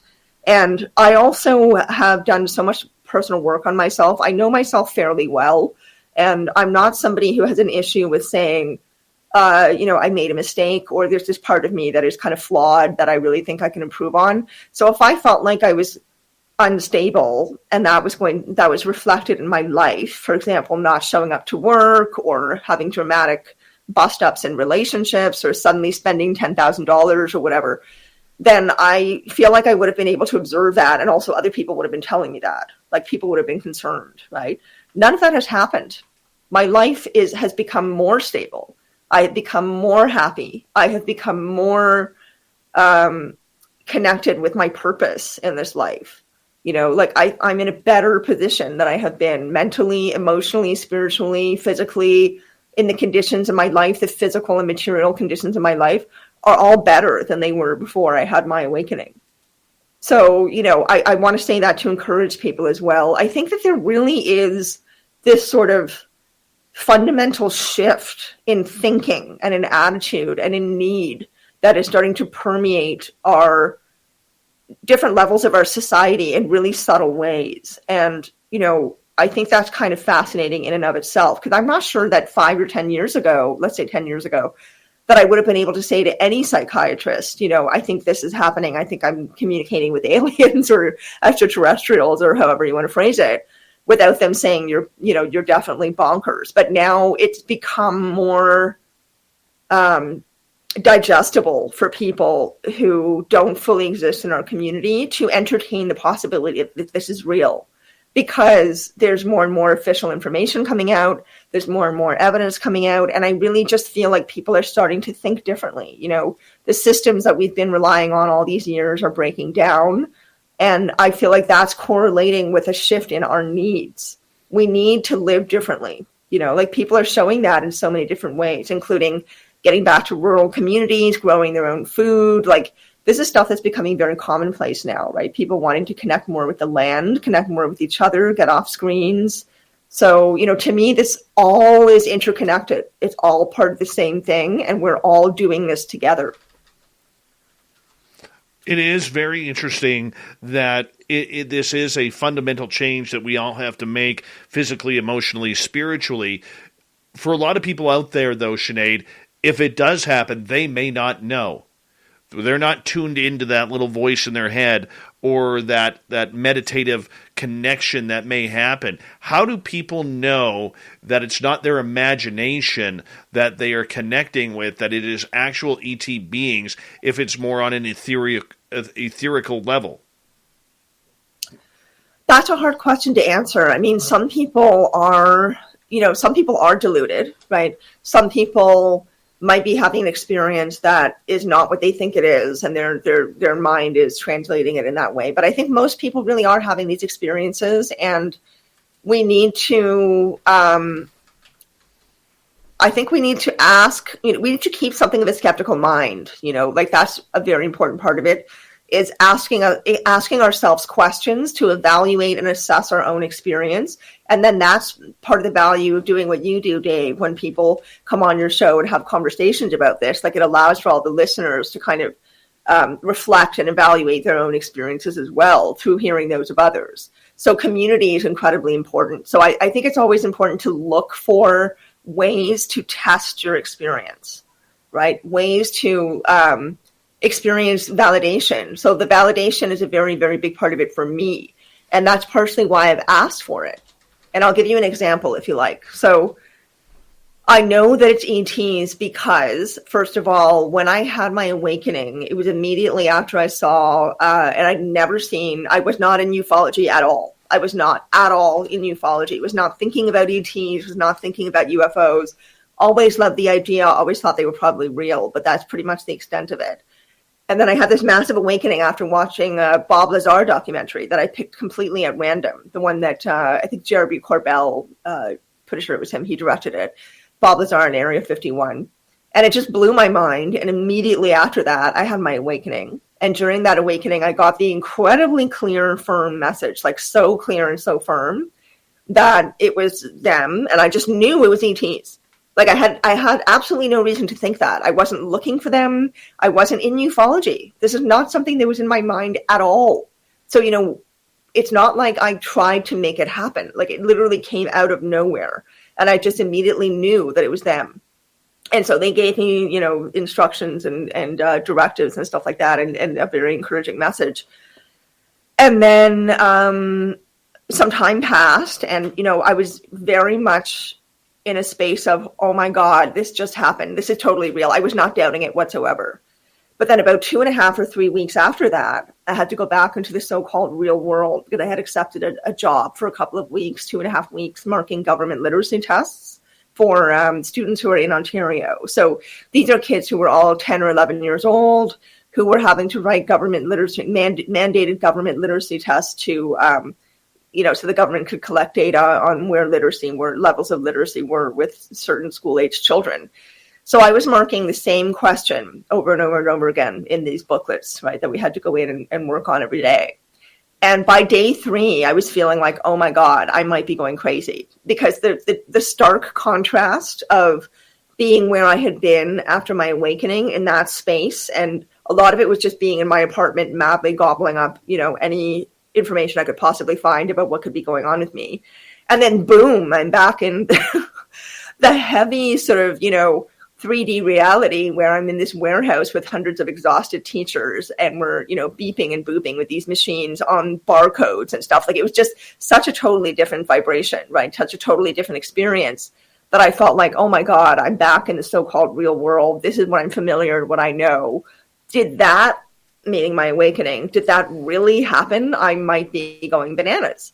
And so I started getting really nervous, and I went home that night after 3 days of doing this job and just kneeled down on my living room floor and, wholeheartedly asked for help. I was really in a vulnerable position because I felt like this is the most incredible thing that could possibly have ever happened to me. But I need to know that it's real. I need you to prove it to me. And that's what I asked them for. And I was like, please, I need you to prove it. I really need you to prove it, because I can't go on from here without knowing for sure. So the next day I wake up, I go to work, and for the first, this is the summary, for the first 45 minutes of the day, every single booklet that I picked up that was just a random, free writing, 2-page free writing exercise with only a prompt, very short prompt to guide them. These age 10 or 11-year-old kids in grade 6 in elementary school were suddenly writing about free energy, flying cars, portals, timelines, multiple realities, the Earth is alive, there's an intergalactic council, it was just unbelievable. For 45 minutes, every single booklet was about these topics. And for the 3 days previous, nothing at all. And for the rest of that day and every day after that, nothing at all. So I thought, okay, that's just too bonkers. The hair on my arm stood up. I could not believe it. 45 minutes over and over and over again. So that just blew my mind. I have not doubted them since because it was too crazy. How can you possibly...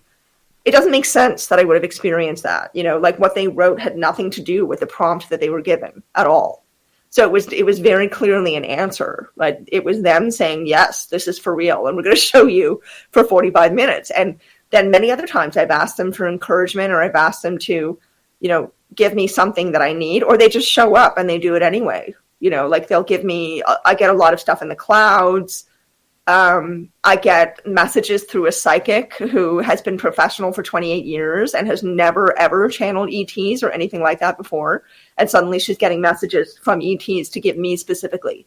So she's now talking to me about it and saying, Sinead, I need to talk about this because I'm not used to, like, this is weird for me. This is a psychic, right? Who people think, like, that's already quote unquote alternative, and she's somebody who talks to people about their dead grandmothers and their dead grandfathers and their dog who passed away. And then all of a sudden ETs are coming through, right? So for her, it was crazy to experience that. How do you explain that? I don't know. I really don't know, but I do know we have some audience questions. We got 3 minutes left. Let's start with Ange in Australia. Sinead, have you seen other contactees on your experiences with extraterrestrials? I have not. No, I haven't. That'd be kind of Sorry, cool. very short answer for that.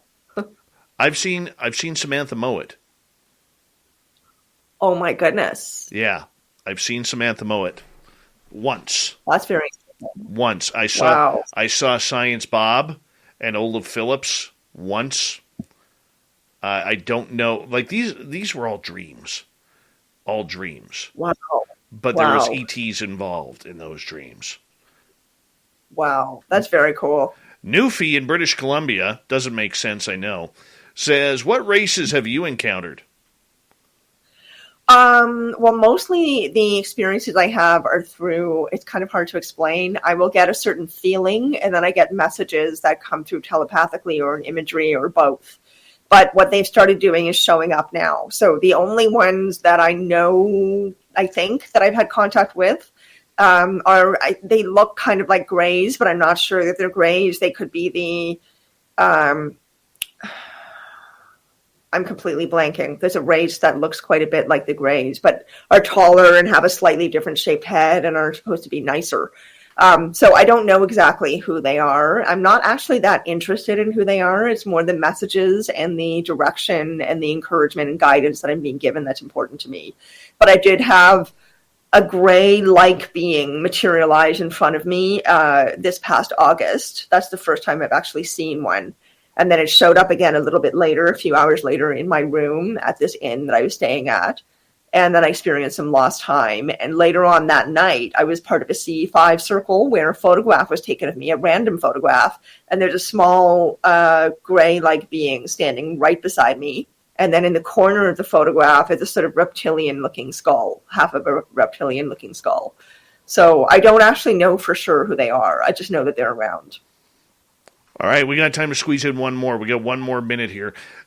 John is asking, Sinead, what do you think about or should be done with families of people who were unfairly labeled as crazy and had their lives ruined by ET contact and people not believing them? Well, I think that they should be supported by the community. I think that they need to hear the support and that they are not crazy and that, they're cared for and that there are other people out there that are like them. So I think that all we can do is be there for people the best that we can, in experiences like that. It's horrible that those things happen.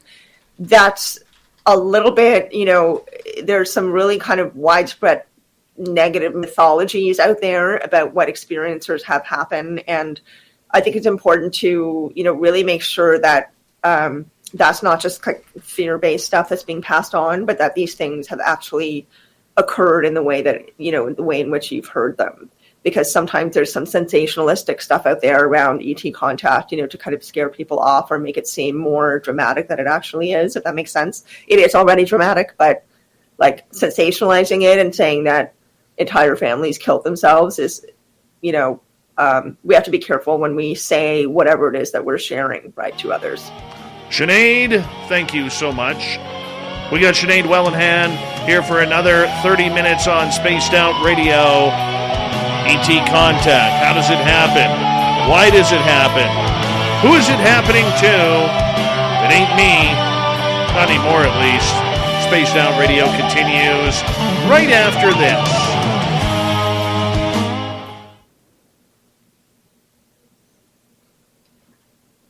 You're doing awesome tonight. Oh, thanks. You're welcome. Hello, Tress from Scotland. Welcome. Dry Toast, thank you for that amazing super chat. I will post it in a little bit here. Really appreciate your love and support. Let's see who else has come in because I'm a little back. Hey, Super Duke at World Bigfoot Radio.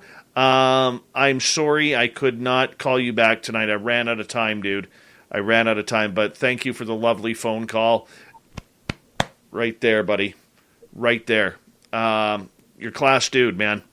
Class dude. And everybody from our channel should be subscribed to yours. Stevie Franchise, thank you so much for the super chat. Really do appreciate the love, man. And I'm going to give a rundown quickly of everybody who's super chatted tonight. Thank you to Surf Jer, Vinman, Patrick, Ethereal Aura, Jason, Andrew, Mennonite Abe, Tim, Ed, Vash the Impaler, Dirt Road, R&R, Lori, Phil, Fapster, Dry Toast, the best name in YouTube, and Steve Franchise. Really appreciate the love, guys. Thank you so much. Majdi, how you doing tonight, man? Good to see you. Thank you for joining us. Cat Chaser, I love your continued support of us every time you're here. Thank you for the love. Really appreciate it. Who else has joined us here?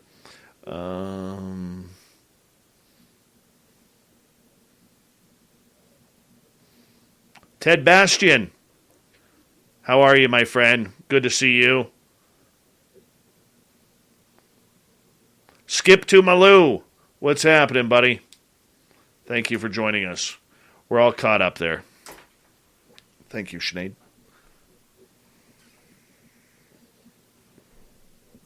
Who are you going to have on for the panel, by the way, on the 31st?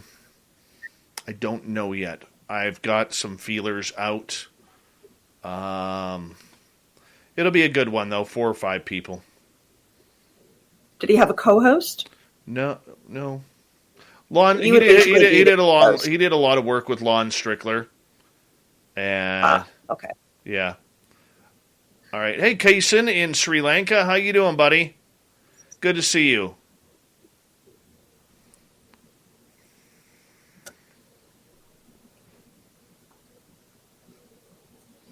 How was your New Year's, by Dave?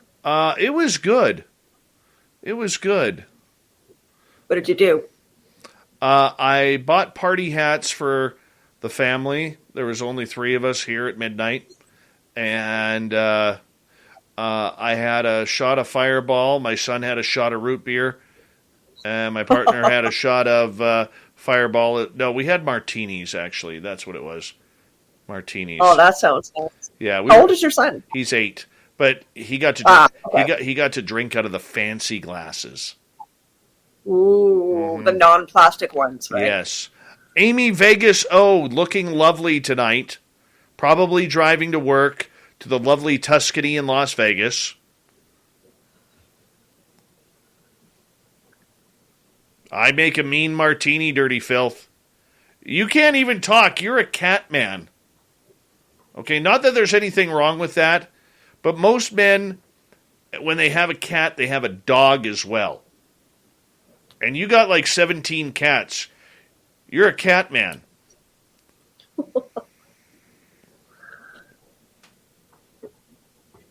I'm getting my third cat on Saturday, and Nice. I'm delighted.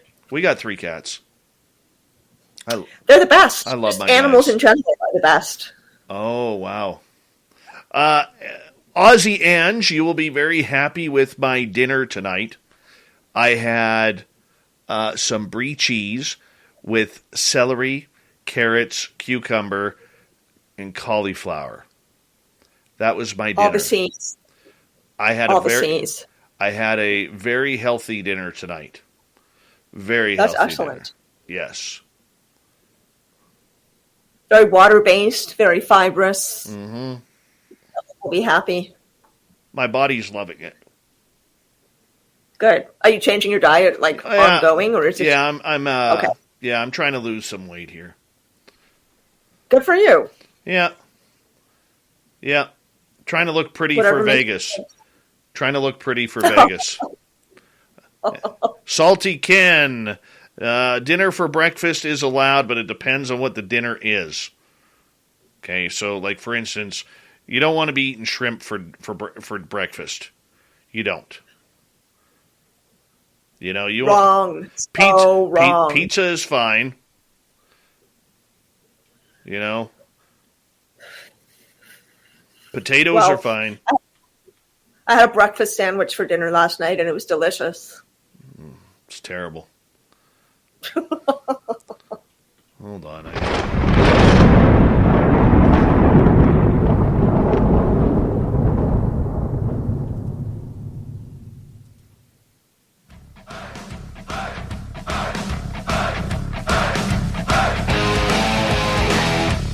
We passed the halfway point of Spaced Out Radio tonight. My name is Dave Scott. Thank you so much for taking the time to join us. We really do appreciate it. Want to remind you that if you've missed portions of this shows or others, check out our free archives by going to youtube.com/Spaced Out Radio. Do me the favor, hit that subscribe button. Our website is spacedoutradio.com. We have a plethora of features for you. Rock out to Bumblefoot, read Shirky Poo's Newswire. Check out our swag as well. Follow us on Twitter at Spaced Out Radio, Instagram at Spaced Out Radio Show, and on TikTok at Spaced Out Radio. ET Contact, how do we do it? Is it good for us? Is it healthy for humanity, much like celery and avocado? We don't know. Lots of mysteries we're talking about with Sinead Whelehan tonight on the show. Sinead, welcome back. Thank you so much, Dave. And just a little helpful tidbit here. I believe it takes more calories to eat celery than you actually get from celery. That's fine. I could lose those. I could lose those calories. I love celery. You know what I love? Celery and peanut butter. That is pretty delicious with maybe a little raisin in there. You could add some raisins if you want. I'm not that rebellious. All right. I'm a cautious celery peanut butter eater, but I love it. I love it. All right. Crunchy or smooth? Smooth. Don't like the crunchy. Okay. Always gets caught. Those peanuts in the crunchy peanut butter always get caught in your teeth. No matter what, they get caught in your teeth. It's like popcorn. That's why I don't eat popcorn. I like popcorn. Don't get me wrong. Love popcorn. You can't hate popcorn. But I can't eat popcorn because I'm tired of it getting caught in the back of the teeth. Then you're flossing for like hours, and it never comes out. Yeah, it's kind of annoying. When it gets up under your gums, it kind of hurts. I actually had to take a dental trip for that one day. Oh. Yeah, that sucked. Couldn't get it out. Ow. Yeah, that hurt. Oh. Not fun. Not fun. Questions from our audience for you about ET Contact. From Jim in Saskatchewan. Everybody wave hi to Jim because it's so flat there he'll be able to see it. All right. Jim is saying, what are the aliens saying when you communicate? What are their messages? Well, they're, like I was mentioning earlier, there really are some common themes and patterns in what people receive, the information they receive. And a lot of it is really just about, the usual, like kindness and being more loving and more respectful, more kind, more accepting, less judgmental towards each other, to definitely take better care of the planet. The planet is an incredibly valuable, precious, precious thing. We're lucky enough to live on it, and we do not take very good care of it. So, a lot of the messaging is about how if we don't get better at respecting the earth and treating it in a more balanced way, which part of the messaging I've received is that we really need to get back to understanding our symbiosis with nature. How we are not a separate entity from nature. Nature is not somewhere over there far away from us. We are nature. Nature is us. So we are very, very interconnected with nature, and we've sort of forgotten that. And it's really had a dramatic impact on the damage that we've been able to do to Earth because of that disconnection. So part of the message is to realize, that we are inherently connected to nature, that we are nature, and that animals, of course, and other living creatures are part of that. We need to be more aware of how we are all symbiotic in this experience of Earth together. And that it's not about humans dominating and humans just using whatever we get out of the earth and out of animals, right? It's more about having a holistic symbiotic understanding of how all of these different parts of our reality here and our experience on this planet are interconnected, and that every single thing has a place of importance and value. So that's a big part of the messaging. And also, getting better at listening. That seems to be a big one for me, listening not just with our ears, listening in many other ways, being in silence, being still, meditation, whatever it is that helps you kind of quiet down, get a bit more centered and grounded, and being able to listen to, I'm not even going to define that, because what I've found is that when I have just let myself be quiet and listen, meaning be receptive, I never really know what I'm going to get. I don't have an expectation when I do that. And I think that, anyone I know who's taken the opportunity to slow their life down, their pace of life down, and spend more time with themselves and being still and being quiet, have experienced a greater sense of awareness, a greater sense of sensitivity, of connectivity to themselves and everything else around them. So that's part of the messaging I believe we're getting is, get connected, get more connected in whatever way that you can, to yourself, to others around you, to animals, to nature, to the more sort of quiet things about life and the more sort of central fundamental things about life that actually feed us, as opposed to all these distracting things around us that keep our attention away from meaning and from real, genuine connection with anything or anyone. So, part of it is very much about that, because when we're connected, then we can come more from a place of conscious awareness, our actual deliberate consciousness, the thinking, aware, observant part of us is more activated, and our heart consciousness is more activated because we start to care more, right? So that's a very big part of it. And so all of these things really are interconnected, right? It's not just about caring about the planet. If you start to care about the planet, then your caring starts to translate into other things as well. And also that they're not here to hurt us, over and over and over again. We're here to help you, and we're here to support. We believe this is a very important time in your evolution. We want to support that. We want to help you gain a better understanding of your actual real nature. You're not meant to just sort of bump your way through life paying bills and driving a car and then die. Like, there's so much more to being alive. Right. And reality is not what we think it is, and they're here to help us with that. All right. I'm going to rephrase a question from Brazelhoff, make it a little bit more understanding for you. Are you a hybrid mother as well? Am I to say that again? A hybrid mother as well. I don't believe I am. No, I don't think I am. That has not been my experience. Okay, moving on here. Stephanie wants to know, did the gray alien skin you saw, what did it look like? Well, I didn't see the way that they showed up. The way this being showed up was as a sort of misty, foggy kind of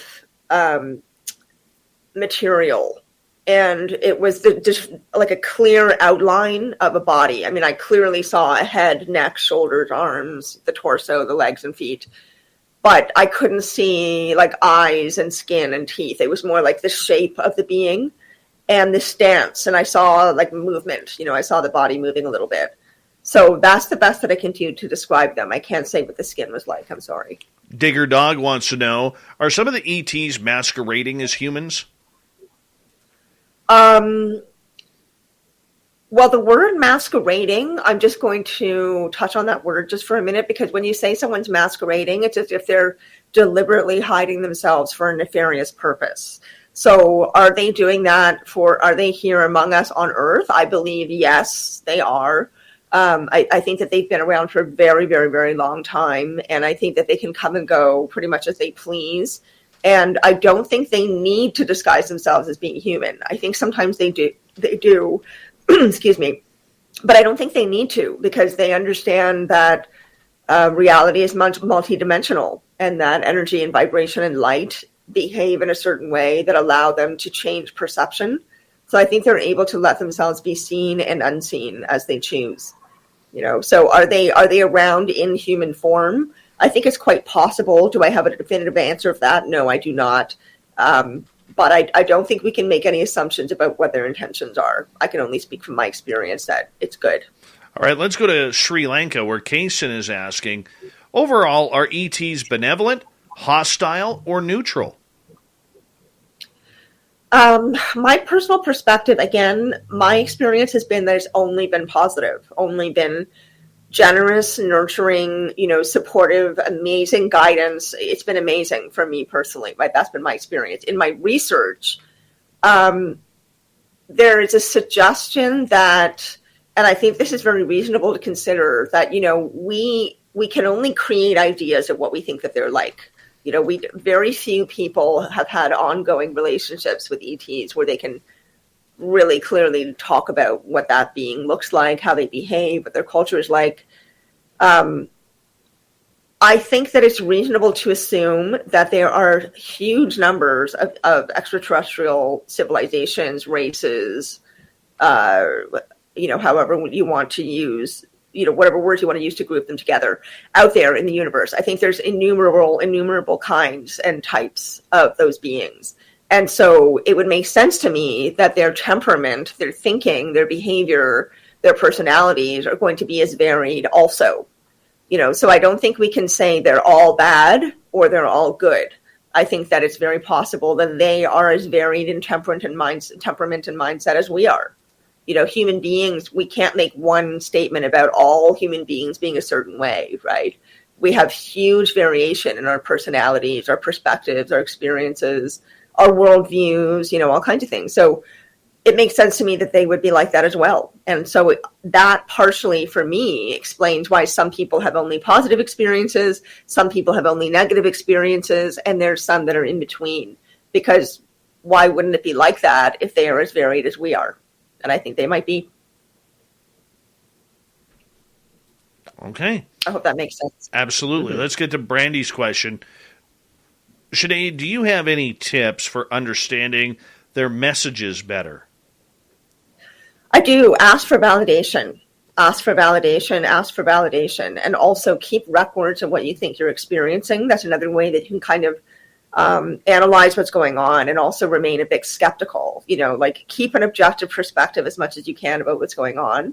So if you document what you think is happening, no matter how crazy or strange you might think that it could be a sign you see on the street, could be a tarot card read, could be whatever. It doesn't matter what it is. If it gives you that feeling that, oh, this isn't just the usual, there's something different about this. I might be getting a message or there's something about this, that I'm supposed to take in. Write it down. Just document it, even if it's point form. And then over time, you should start to see patterns. And those patterns will help you figure out what a message could be or what direction or guidance you could be receiving. I think that's part of it. And just have a practice of being as receptive as you can be. Really allow yourself to practice other ways of using your mind and using your perception and using your energy. Do little experiments, because all that playing around and that experimenting makes you more receptive. And the more receptive you are, the more able you're going to be to receive messages. Yeah. So ask, document, and practice and play. Those would be my 3 main tips. All right, let's continue on. Nicole is wondering, how do they communicate with you?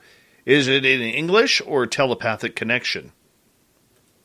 I love that question. So the way that it's always happened since I was a kid is that it's energy. It's just energy, and this is hard to explain. It's not English. It's not words in English. It's a language definitely a language, because there's full messages that I receive. And, I had a whole bunch of, for example, downloads between the age of 9, I'm pretty sure it was age 9 and 11, a whole bunch of really, really, really huge downloads. And these are not things that 9-year-olds are normally thinking about or exposed to, right? So that didn't really make sense to me, that I was sort of somehow receiving these massive ideas that just seemed to be, jumping from something I had previously thought that was more within the realm of my normal everyday experience. And then suddenly I'm entertaining this really huge idea, and there's a particular feeling that comes with it. So I don't know if that's helpful. Maybe you can rephrase the question again, and I'll continue answering it. All right. Jim would like to know, would you share your consciousness with another if it was symbiotic rather than parasitic?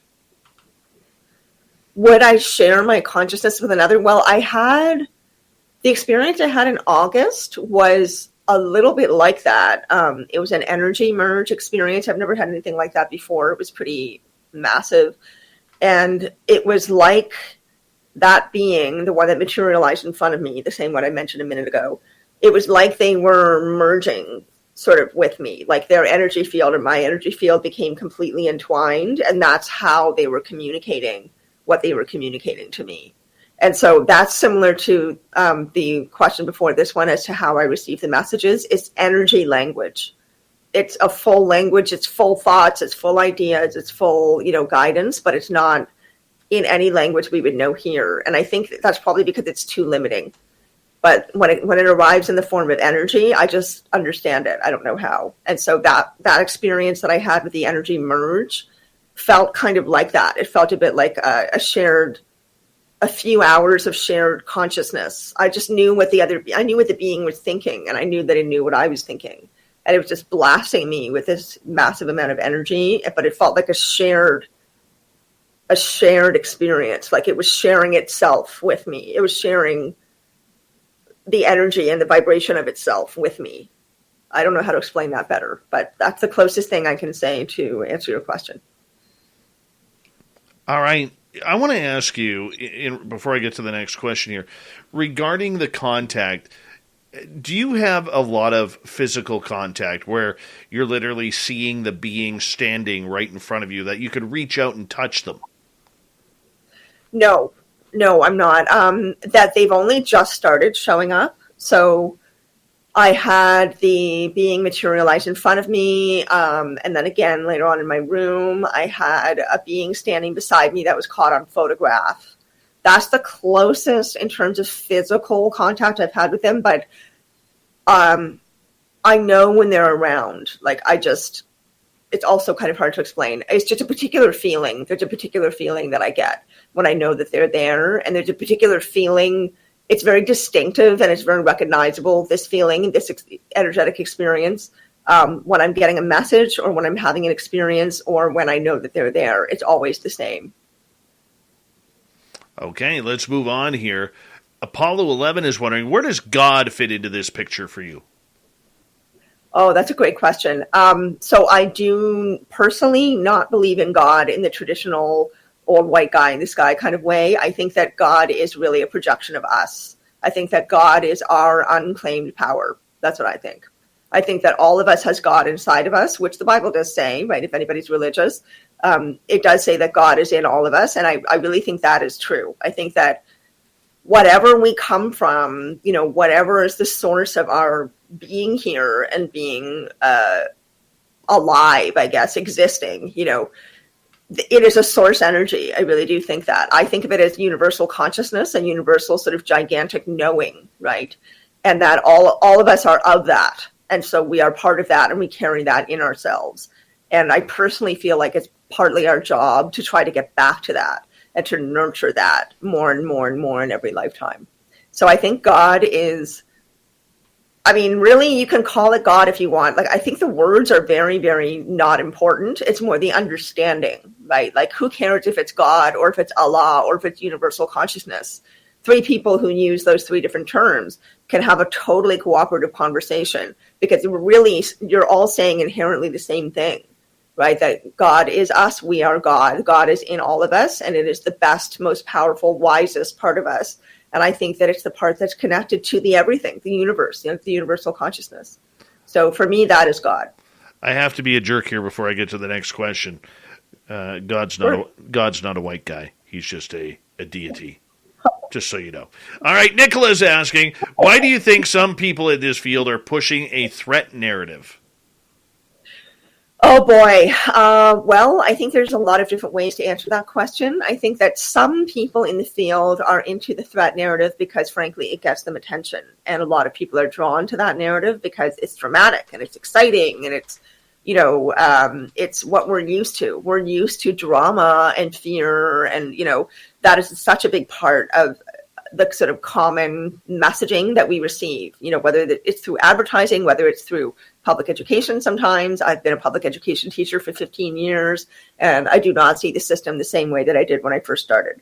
We receive messaging from parents. We receive messaging from influential people in our life, from leaders, that is more fear-based than we realize, so it's a very common way of thinking and being in our culture, I think. And sometimes it becomes so inherent that we don't actually realize how often we're doing it. So often I think that the people who are pushing a fear narrative don't even realize that they're pushing a fear narrative. They're doing it because they really genuinely think that they need to protect people or warn them. They could be coming from a place of really positive intention. But we really are taught so thoroughly to be scared, like to be afraid, to have fear, anxiety, apprehension about the unknown, about each other, about, this is why racism exists, right? This is why we're scared of animals. And we think that when we see one, we have to immediately shoot it. This is all, we're so thoroughly ingrained to not stop and think, but to just react with fear to protect ourselves. And to me, that's a kind of a really base reptilian way of walking through life. Like, I'd rather not live like that. That's just me. And I found that that's really served me. So I think some people are doing it unknowingly. I think some people are doing it because they know that's what sells, frankly. I think that, our media does that, right? I think that sometimes it's for control. I think there's lots of reasons, but the vast majority of people, I think, don't really realize that they're doing it. Like, we really are so thoroughly conditioned to live in that state that eventually you can't see the forest for the trees, kind of thing. All right, we've got 3 minutes left with Sinead Whelehan tonight. Kaysen is wondering, is Prime Directive a thing or a made-up concept? Okay, well, I hear different definitions of Prime Directive, so I'd like a little bit more information on what that could possibly mean. What would you interpret it as being, Dave? I do not know. Okay, maybe we can come back to that question if that's okay. Well, we'll see if there's one more here. Let me see if there is one more here for us. Nicole is wondering, have you ever been on their ships? Yes, I have. It was very brief. The one that I know for sure, I was awake. I was awake and present, and it wasn't nighttime. I wasn't in my bed. I wasn't dreaming. That was pretty insane. That was in Peru in 2017. That for sure, I was inside a UFO, but that was pretty brief. It was meant as an invitation. It was kind of like a teaser. But then I also had an experience I don't really feel able to talk about because I'm pretty sure I was on a ship, but I haven't actually talked about this to literally anybody yet because I'm still sort of digesting it and trying to piece together what actually happened. So on that second one, I'm going to say maybe. Awesome. Sinead, we got 90 seconds left with you, and I'd like to say thank you for coming on Spaced Out Radio tonight. And you were so knowledgeable and so up to date on what you were doing. I really appreciate your time. Oh, thank you, Dave, for having me. I really, really appreciate it. And it's been great to be here to, make you smile a little bit and distract you on a sad day. So I'm glad to be here. It has been a hard day, and you know what? I needed a familiar voice. So the fact that you filled in showed me some love. Showed me some serious love. And where can people find your research? Well, I'm actually starting a new enterprise with a friend of mine. It's called Star Family Wisdom, and we're going to be doing a lot of different things with that brand. We're also going to be starting a podcast. So I would say stay tuned. I will send you the information. Maybe you can do something with it, Dave. We're not fully formed and up and running yet, but we hope to be launching our first episode in mid-February at the very latest. So I'll be advertising that online. I'll be asking friends who have networks that reach out to people to help me advertise it. And fortunately, this is a wonderfully supportive community. So I feel good about being able to spread the word about that. Very nice. Very nice. Sinead, it's always a pleasure to have you on Spaced Out Radio. Very much appreciate you taking time for our audience. Thank you so much. Coming up next, oh my goodness, what are we going to do? We are going to go to our resident swamp dweller. Take us into the spooky stories about demons tonight. And we're going to pay tribute to the legend after we lost Butch Witkowski earlier today. Spaced Out Radio continues with Hour 3 next.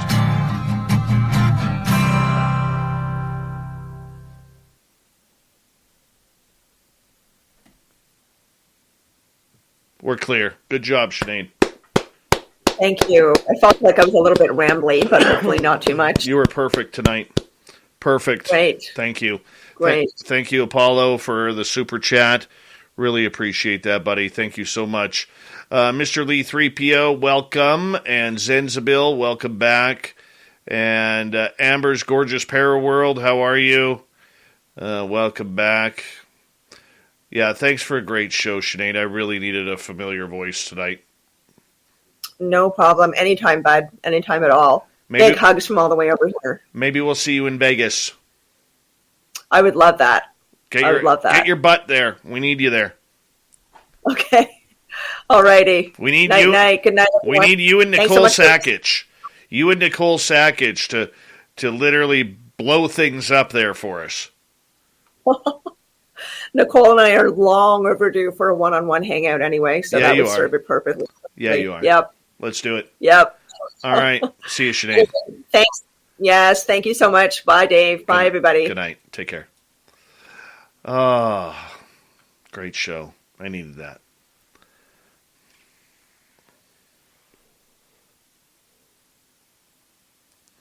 Amber's Paraworld, best way to go is April 22nd to 24th.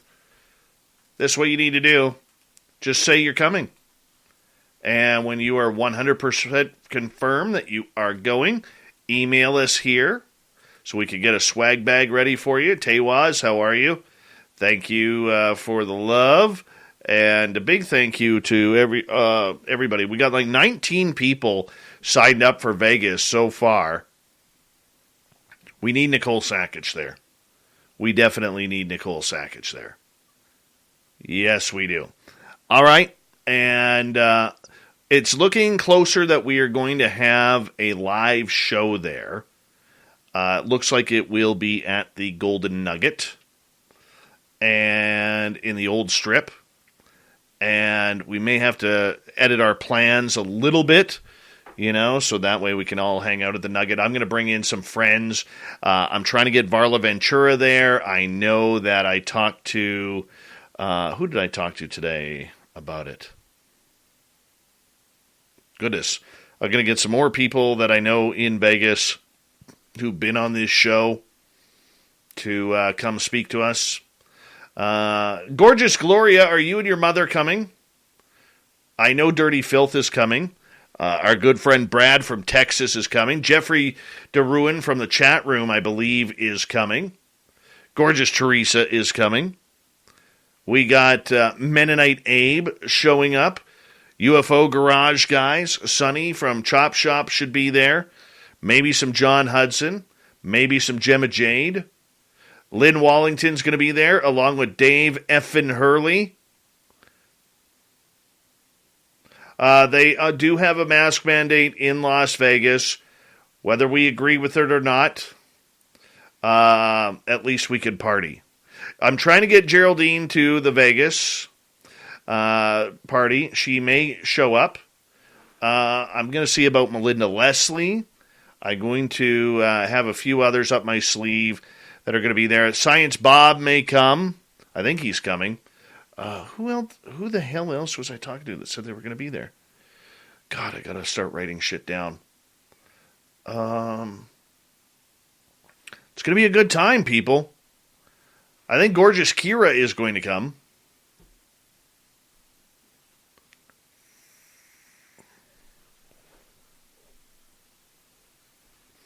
I have a list here of who has confirmed so far. Let's see here. Mennonite Abe, race fan, and his wife. Teresa, Chuck G, Terry, Amy Vegas O, Elizabeth, E. Niles, and I believe his wife. Paradigm Theories, Kim, Heidi, and Chris are going to be there. Jamie and Matt are going to be there. Marlena and James are going to be there. Obi Flett is going to be there. Brad from Texas is going to be there. We're going to have a good time, peeps. We're going to have a very good time. Very good time. Thank you, Amy, for clearing that up because she lives in Vegas and works on the Strip. Yes, Vegas mask managed, but if you're smoking, eating, or drinking, you do not need to wear a mask. That is good enough for me.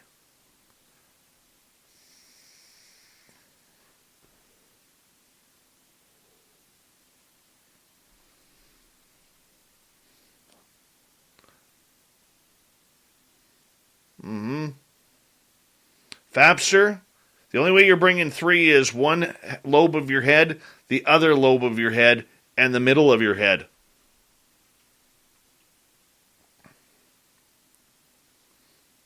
Well, we got a bunch of people coming.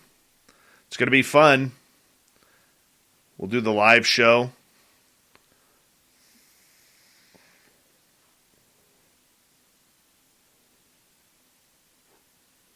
Okay, just off the Strip by like 2 blocks. Close enough. 2 blocks. At the lovely Tuscany. Yes, you can, Dirty Filth. Yes, you can. Big thank you today to Surf Chair, Vin Man, Patrick, Ethereal Aura, Jason, Andrew, Mennonite Abe, Double Tim, Ed, Vash the Impaler, Dirt Road, R&R, Lori, Phil, Fapster, Dry Toast, Steve, Cat Chaser, Smelly, and Apollo for the amazing super chats. We'd really appreciate it. Would you like to connect with us? Head to spacedoutradio.com for all your latest show info. Now, back to Dave Scott and SOR. Here we go with the third and final hour of Spaced Out Radio tonight. My name is Dave Scott. Thank you so much for taking the time to join us. We really do appreciate earning your listening ears wherever you are in this beautiful planet we call Earth. Hello to everyone listening in on our terrestrial affiliates around North America, digitally on TalkStream Live, Revolution Radio, and KPNL. All of our archives are free by going to youtube.com/Spaced Out Radio. Just do old Davey the favor, hit that subscribe button. The Desert Clam has set the password for tonight in the SOR Space Travelers Club, Butch. The crankiest of all Butches. Butch is your password. Use it wisely, Space Travelers, as the Clam sets the password each and every night right here on Spaced Out Radio. Our website is spacedoutradio.com. We have a plethora of features for you. Rock out to Bumblefoot, read Shirky Poo's Newswire. Check out our swag as well. Follow us on Twitter at Spaced Out Radio, Instagram at Spaced Out Radio Show, and now on TikTok at Spaced Out Radio. We got a great feature around here that we call The Swamp, as our resident swamp dweller comes in nightly, taking us down the dark, dingy roads in a segment we call The Swamp. Hi, Spaced Out Radio listeners. This is Swamp Dweller. It's time for your nightly dose of spookiness on the show. If you have an interesting encounter or a spooky story that you would like to share, be sure to submit them in at swampdweller.net. You can also find our YouTube channel at youtube.com/swampdwellerreads. Now, let's chill out, relax, and together, let's enter the swamp.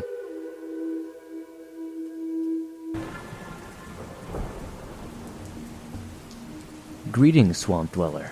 My name is Patrick. First off, I'd like to say that I love your show. I started listening and watching just a few weeks ago, while I was at work. I absolutely fell in love, and I thought I should share a story that has plagued my mind for years about the time I saw something unnatural, vicious, and thirsty for blood.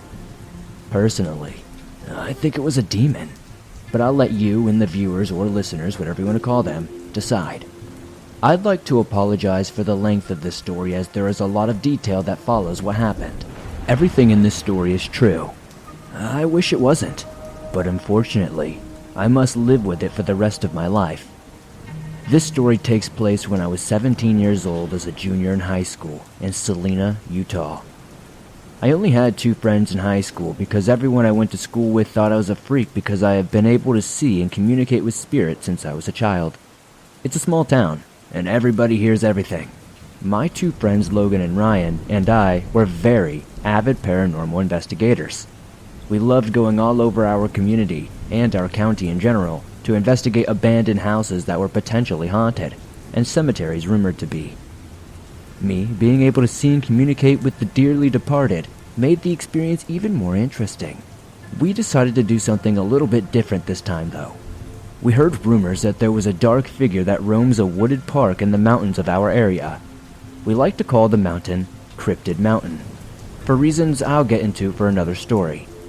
When we heard about this place, the 3 of us got excited and waited for the weekend so we could go investigate and see what was going on. Fast forward to the day of the event. Saturday came, and the 3 of us could not wait for nightfall to come. So, to pass the time, Ryan stole a pack of cigarettes from his father. His father smoked 3 packs a day and kept cartons of cigarettes in his room. We got in Logan's truck and headed to the park ahead of time to smoke them. You know, kid stuff. We sat in his truck and smoked almost half a pack in about 5 hours. As soon as the sun started to set, Logan started to get a strange feeling. He bent over, holding his stomach. "Guys, I have a really bad feeling about tonight," Logan stated. "Are you okay, man?" I asked as a concerned friend, patting his back. "He's fine, just being a pussy," Ryan replied before Logan could speak. Ryan was always a hothead and could be a complete and total jerk at times. Logan flipped him off and told him he was a dick, which I giggled at. After about 10 minutes, I asked Logan if he was ready to go and if he still wanted to do this. He replied with, "Let's do it, brother." His attitude surprised me. Just 2 minutes ago he was holding his stomach in pain. Now he's hyped up. I was so confused, but his hype got me excited. We got out of Logan's truck and made our way to the destination. As we walked closer to the playground, we noticed that there was a man looking at us from a window of the supply shed. The 3 of us looked at each other in confusion, wondering why he was there. We later learned he was the groundskeeper, but more on that later.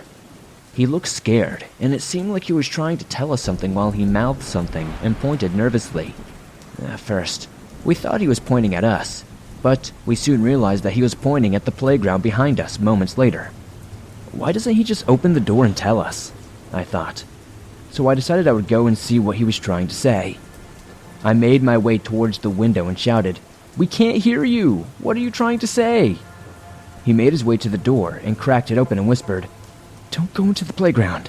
Something big and mean is over there. If you're smart, you'll just get out of here." Chills ran down my spine when he said this. He closed the door and backed away from the window into the dark of his shed, not breaking eye contact with the playground. I ran back to my friends and explained to them what the man had said to me. Logan got that feeling again, but Ryan expressed that the groundskeeper was probably just some sort of drug addict or something, and was probably just a big pussy like Logan and I. I told Ryan to shut up jokingly, and we made our way to the playground. Ignoring the warning from the frightened man, as soon as I set foot on the round pebble floor of the playground, I instantly felt, I don't know, angry. I wanted to hurt someone. I wanted to hurt my friends. I wanted to kill them. I shook my head to focus on the task at hand and made my way to the tubed slide, forgetting that feeling. I made my way to the slide and investigated the bottom of the slide and saw nothing, but I could feel that there was something in this area. I looked back at my friends. Logan was combing the area for any evidence, and Ryan was on top of the playset. I stood back up and took one step from the slide. Then, something tripped me. It felt like someone had physically grabbed me by the ankle and pulled me to the ground. When I hit the ground, I let out a loud, "What the hell?" Logan ran over to me in a panic. "Patrick, are you—" He froze in mid-sentence as he looked up at the slide. I looked up at him and asked, "What's wrong?" He just pointed to the slide, jaw dropped and eyes filled with fear. I turned around and saw what he saw. It was a big, shadowed figure staring back at us. It let out a slow, snarled growl. I noticed its hands receding back into the shadows on the slide and saw that it was, like, wet and pitch black. These long claws were like fingernails almost. I freaked out and kicked away from the slide, trying to get to my feet. At last, when I got to my feet with Logan's help, I turned to Ryan and shouted for him to get off the playset. Ryan looked at the two of us and saw the fear in our faces. Then he saw something crawling up the slide. He didn't stay to find out what it was. Instead, he jumped from the highest point of the playset to the pebbled floor below. When he landed, Logan and I heard a loud crack from Ryan's foot. Later, we found out that he broke his ankle in 2 places when he hit the ground. Logan and I picked him up and ran back to the truck. The anger feeling I felt earlier was back as soon as I set Ryan in the truck. I grabbed Logan's baseball bat from the bed of the truck and made my way back to the playground. I know now that this was a stupid decision. Logan and Ryan yelled and cried for me to come back, but I didn't listen. I got back to the slide and searched for whatever it was that scared the living daylight out of us. It wasn't in the slide anymore, nor was it even on the playground. I searched for what felt like an hour, but was only a few short seconds. I looked over at the groundskeeper's shed and saw the door was open. I made my way over in a fury, thinking I was going to mess this thing up. When I got to the shed, the rage inside me left. My body was replaced with confusion yet again. The groundskeeper was gone, as if he was never there in the first place. I looked inside, but didn't see anything out of the ordinary. I looked back at my friends in the truck to see them waiting in suspense. I felt as if something was breathing on my neck and froze in place like Logan did earlier. In fear, I slowly turned around to see something that will forever be etched into my mind. When I turned around, a shadowed face with piercing yellow bloodshot eyes stared back at me, snarling at me with this decayed and jagged-looking smile, drooling some nasty yellow liquid. I was in a state of paralysis. I couldn't move at all. Then, this thing let out a roar so ferocious it brought me back to my senses. I dropped the bat and ran back to the truck as fast as my feet could take me. When I got to the truck, I hurried and jumped in and told Logan to get the hell out of there. After I got my breath back and Logan began to drive, I looked at both him and Ryan, and their faces were pale. I asked them what was wrong. This is what Ryan told me. "Dude, when you were running back to the truck, something tall, thin, and black was running behind you, reaching out for you." I was speechless. To this day, I wonder what would have happened if it had caught me. Out of all the craziness and fear, we had Logan take Ryan to the ER. After the hospital visit and Ryan's extremely angry dad, we all went home. The next morning, Logan called me and asked if I went back to the park. I said no. Why? Confused. Because this morning I was getting ready for my early morning run, and when I opened my front door, my bat was sitting on my porch with scratch marks all over it. My heart dropped. I remembered dropping his bat at the park by the shed. I never went back to get it. What Logan said next still haunts me. It had this yellow stuff dripping from it. Later, we found out that the groundskeeper we thought we saw that night died of a massive heart attack in that same shed 10 years prior to our investigation. I know this because we did some digging and we found an article and an obituary. 2 years later, I learned the shed was torn down by the city for safety reasons, and they will not disclose why to the public, though. I'd love to read some comments as to what you guys think this was. Thank you for reading my story, Swamp Dweller. When I have the time, I'll share some more tales from Cryptid Mountain. All right, we say thank you to the man, the myth, and the legend, Swamp Dweller. You can go on YouTube. He just passed 250,000 subscribers. Good for him. Good for him. A great night of radio right there when we add in the Swamp Dweller. Okay, let's get to it here. We had a very, very emotional day today. As many of you know, Butch Witkowski from Strange Days that we do on the final week of each month over the last couple of years has been dealing with some health issues. And Butch passed away this morning at the age of 74. I found out just after 9 a.m. Pacific time, and it was very, very interesting as to what was happening. I was sitting in the lineup of Tim Hortons when all of a sudden Lon Strickler and Brian Bowden, two people who I highly respect in this field, sent me messages saying that we lost Butch. After talking to Lon today on the phone, I found out that Butch last night wasn't feeling very good. He went to bed with his wife, woke up in the middle of the night saying he wasn't feeling good. His wife asked to take him to the hospital, and being the cranky curmudgeon that he is, with all due respect, said, no, we'll go in the morning, hun. And he never made it. He never woke back up. Butch has been with Spaced Out Radio for about 6.5 years as a monthly feature. And I've learned so much off of him. He was like a true father figure to me in this field. A couple of years ago, he had a massive heart attack, had to have major bypass surgery, and for 9 months, we didn't know if he was going to be able to come back. We didn't know.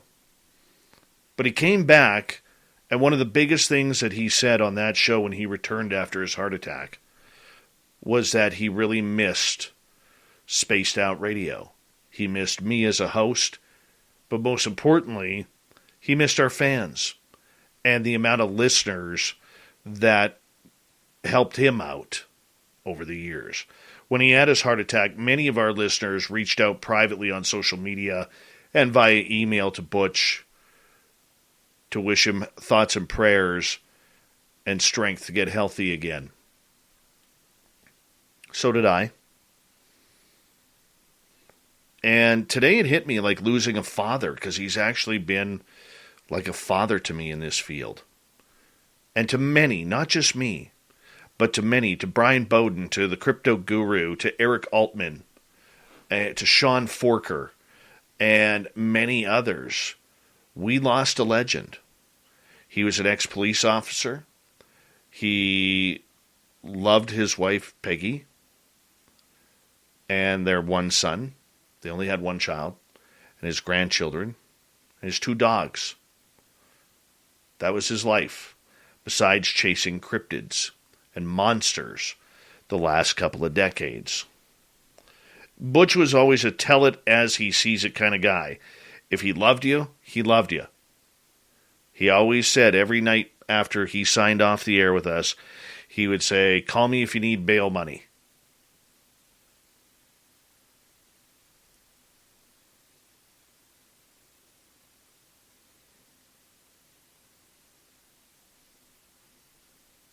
And I always laughed at that.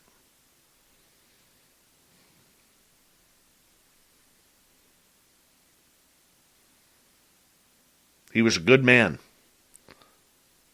I could go to him with any type of question about life, about cryptids, about monsters. His opinion was as important to me as very few others in this field. I put Butch in the category of people I respect, along with David Weatherly, whom I had a chance to chat with today. Grant Cameron. And of the Lon Strickler, who's a good friend, just on this show a couple nights ago. People who I love in this field. The one thing I loved about Butch is he was always tough. He didn't care that he was 74 years old, but if if one of his critics was mouthing him off to his face. He's like, dude, I'll still punch you out. That's what I loved about him.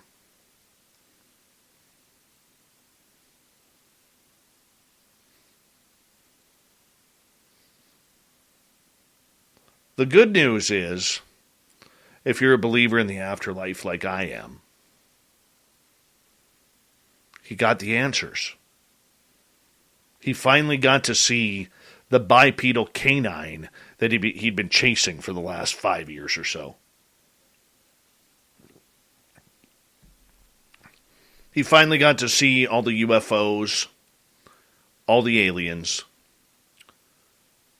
all the ghosts, all the portals,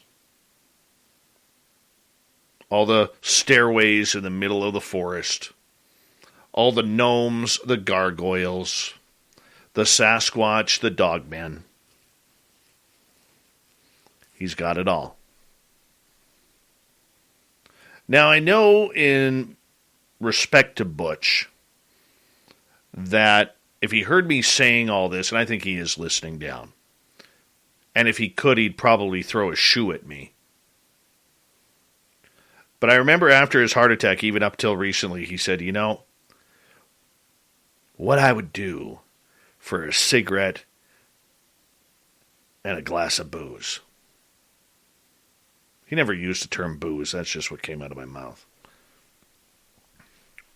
He had to give them both up. Two of his favorite loves and habits after his heart attack. His wife made sure of that. But I'm going to miss him. I had thought earlier on today about doing a tribute show tonight. But in a weird irony, I thought, you know, I can't do that. Not today. 2 reasons. Number one, the last time we had Sinead Whelehan booked on this show, I had to cancel her interview because Harry Reid had passed away. And we had to do a panel about that on UFOs and Harry Reid. And I couldn't do that twice to her. But number two, and most importantly, at the end of each month, we end it with Butch. And I really, really didn't want to book another guest for that day. I really didn't. It just doesn't feel right. He's family, and we love him.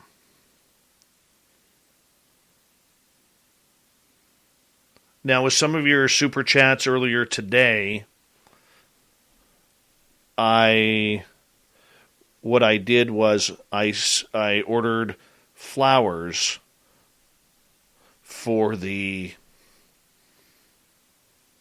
family of Butch on behalf of all of us at Spaced Out Radio and all of our listeners. I didn't know what else to do. I thought it was a nice gesture. I'm sure you'll agree.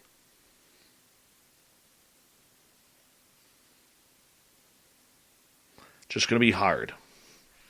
So, the other thing I had to think about today was, what do I do with strange days? Because that's Butch's show. I want to keep it going. I just have to find the right person to fill those very, very big shoes that are going to be empty.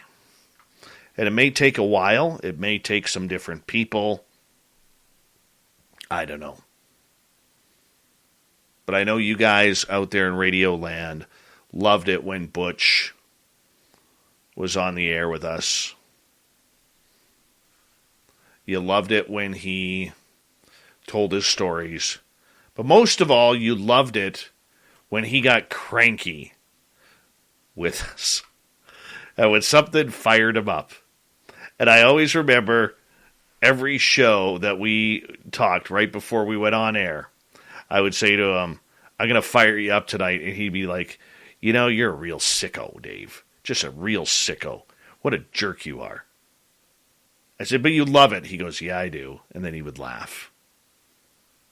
He loved being a part of Spaced Out Radio. He loved being here with all of you. And every one of our listeners was very important to him. And the way you supported him was second to none. Thank you, Butch Witkowski, for helping put Spaced Out Radio on the map. And as long as this show goes on, we will be forever grateful to you. Godspeed, Butch. And we love you.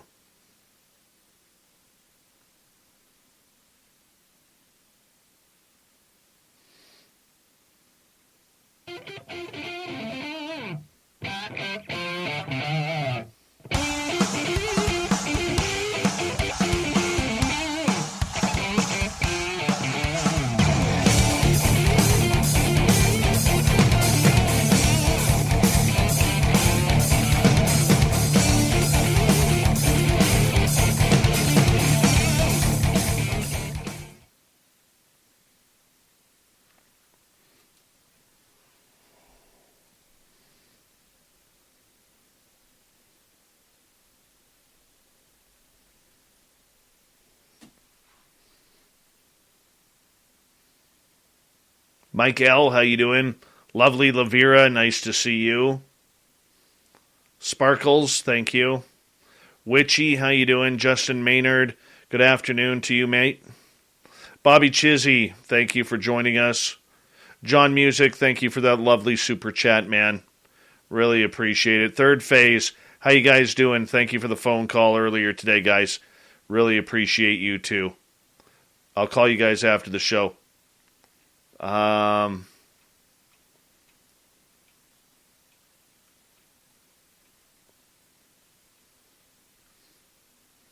I totally forgot about my thought of the Dave today. Or not my thought of the Dave 101. Didn't even realize it was Thursday. In fact, I didn't even realize that it was on tonight. Wow. I'm going to make something up right off the top of my head going into this one.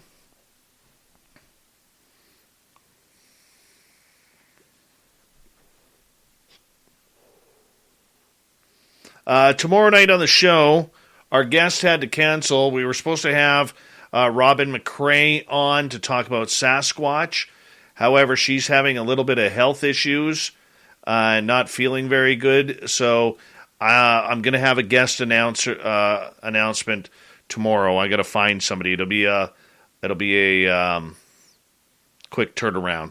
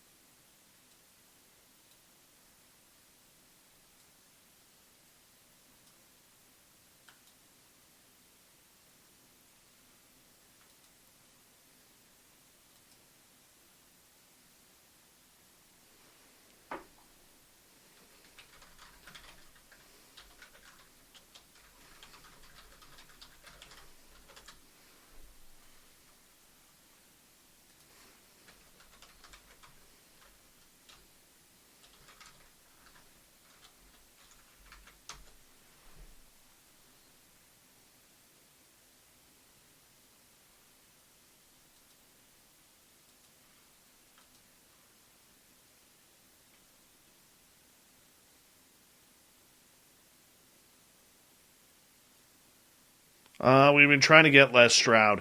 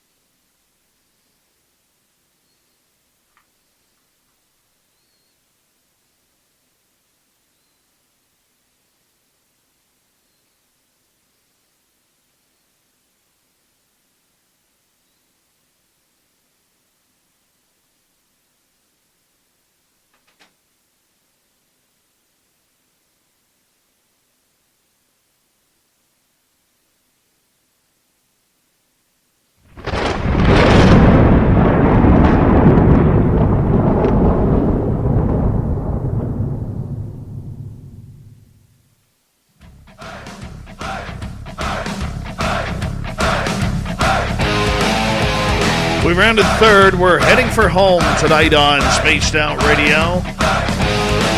My name is Dave Scott. Thank you so much for taking the time to join us. We really do appreciate it. Want to remind you that if you've missed portions of this show or others, check out our free archives by going to youtube.com/Spaced Out Radio. Do old Davey the favor, hit that subscribe button. Our website, spacedoutradio.com. We have a plethora of features for you, including rocking out to Bumblefoot, reading Shirky Poo's Newswire, checking out our swag as well. Follow us on Twitter at Spaced Out Radio, Instagram at Spaced Out Radio Show, and now on TikTok at Spaced Out Radio. It is time once again for Dave 101.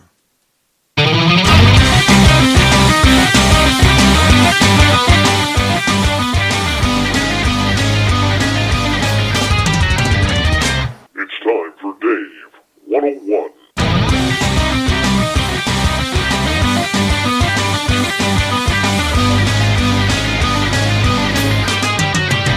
All right, it is time once again to give an opinion. Whether it matters or not, I don't really know. But you know, one thing that I got into is earlier today, I was interviewed by a good friend of mine, Mark Petroni from Saga 960 AM, one of the radio stations that broadcasts our show on a nightly basis out of Mississauga, Ontario. And we were talking about Bigfoot, evidence, what we need to do. Because one of the big things and one of the big arguments that we see time and time again is about people's experiences, about proof, what is proof, what should be proof, what can be proof, and what not. We see it in the paranormal realm. Talking with Jacob Rice earlier this week. How can technology help us out in solving some of these mysteries? One of the issues that we have in this field is we don't have any answers. One of the most suspect things anybody can title themselves as in this field is an expert. There are no experts. You can't have experts if you don't have answers or conclusions. It's kind of hard to have both at the same time. We don't know what Sasquatch is. We don't know what Dogman is. We don't know why people are seeing Thunderbirds. We don't know why people are seeing trolls under bridges, or witches flying on brooms in the sky, or anything cryptid and odd. There is no proof that it exists. What we do have is anecdotal evidence for the most part. But the other thing we don't have is proof to deny the existence of the creatures. I know what I've seen. People out there listening to this show know what they've seen. Whether it's lights in the sky or a shadow walking down their hallway in their house. It really doesn't matter. We know what we saw. But here's the thing when it comes to experts, when it comes to those who think they are in the know. They are people who are trying to pull the wool over your eyes. And there's a lot of it in these fields, and it needs to stop. We never take the evidence that we want to have and that we ask to have as seriously as we should. We're sick of anecdotal stories, but for some reason, when somebody brings a video out or photographic evidence, it's not good enough. When are we going to be satisfied as people who are trying to search for what is happening in the phenomena? This isn't a shot at those who are investigating. Not at all. But you can't solve mysteries if you are pushing opinion. Take the BFRO. You've heard me say it before. When they are caught red-handed taking reports from people and either editing them because there's woo involved, or not posting them because they don't want to be embarrassed by the woo, we have an issue. There's nothing scientific about opinion. If we want to solve these issues, these mysteries, we shouldn't have to wait for death in order to get the answers if there's an afterlife. If. We all hope there is. So what do we really want as a field? Well, we get people who start off podcasts to get answers. That's what we did. Many are like us. We get people who are writing blogs, creating YouTube channels, just so we can state our opinion because we feel our voices have been muffled. And it's a way for us to get out there and open ourselves up to trying to solve some mysteries on a selfish level for ourselves. Take ghost hunting. Every year in North America alone, never mind the world, there's about 50,000 ghost hunters running around chasing spirits. Haunted buildings, haunted cemeteries, haunted trails, haunted houses. The majority of them do not even know what they're looking for. They're just hoping for some sort of communication. They're just hoping that they catch that weird photo, that weird video, or that strange voice on an EVP. What does that solve? We don't know if that solves life after death. We don't know if that solves the idea that we are multidimensional beings and we've crossed planes with communication. We don't know.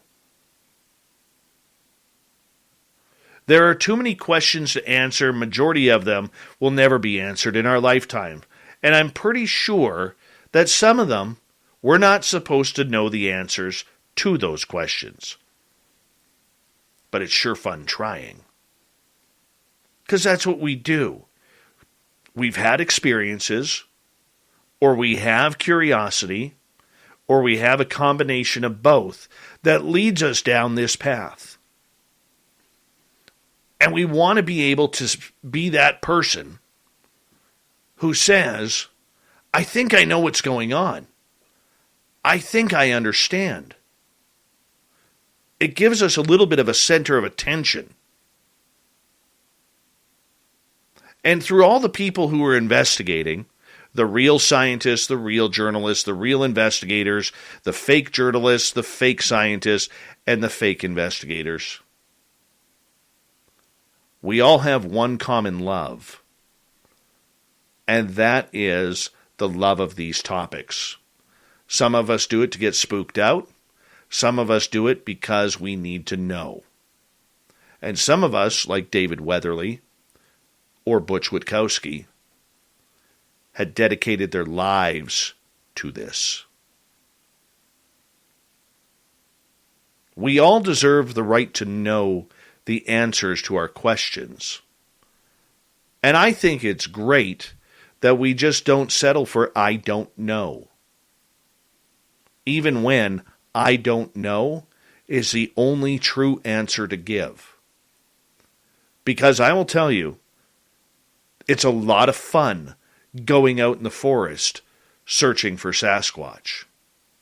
It's a lot of fun sitting in chairs under a starry sky that's not bled over by city lights and looking for aerial phenomena. It is absolutely wonderful to be in a darkened museum in the middle of the evening, trying to communicate with ghosts. If you're a thrill seeker, For me, I don't think there is anything better for us to be doing. I really don't. It's a different kind of thrill. It's not bungee jumping or jumping out of airplanes or swimming with sharks that can eat you in one bite, like they would with me.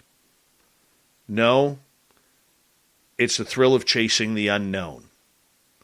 We should be happy to be having this hobby. We should be collectively eager to help each other out to see what your evidence is. Instead of the backstabbing and the conniving that we see on a nightly basis, here we are wondering, what are those answers? Here we are wondering if we'll ever get the answers. If we teamed up, there is enough brilliant people in this field in order to help push us to those answers. But we don't want to do that. Conflict of interest, conflict of opinion, attitudes, egos, you name it. That's what we see on a daily basis. Social media gatherings, sabotaging people behind the scenes so that way they can't get into locations to research. It's a sad, sad state of affairs when you pull the covers off this field. And for what? We all have the same goals. We all have the same wants, the same needs, and the same desires to solve those mysteries. And unfortunately, this is something we can't do alone. It's got to be more than the scientific side. It's got to be more than the spiritual side or the First Nations side or the weekend warrior investigator side. That's the part I'm part of, the weekend warrior side. It's got to be more. We, as researchers, bloggers, vloggers, radio hosts, we need to ask for more from these investigators. More. More stories, more evidence, more video footage, more photographs, more audio, and more personal encounters, which should mean just as much, especially when it comes to UFO world. You may not like anecdotal evidence. It may not be exactly what you want, because let's face it, we're humans and we are going to err in our ways, and we are going to misremember our stories. But that's okay. In between those words, there are always clues for us to be able to solve the mysteries that we are trying to chase down. We need to be able to do that. We need to be able to move this ball forward for the sake of those who spent their lifetime doing this and are no longer here, and those who are just getting into the field, bright-eyed and bushy-tailed, looking to find them aliens, or that Sasquatch, or that Dogman. But on the flip side, as investigators, we need focus. We need to focus on what we are trying to solve. Not opinion, focus. What are our goals? What are we trying to conclude here? It's like a grade 8 science experiment that we got to go back in time and relearn how to do. Because if we don't, we're not following anything. We're just following the path that leads to nowhere. And hoping for different results.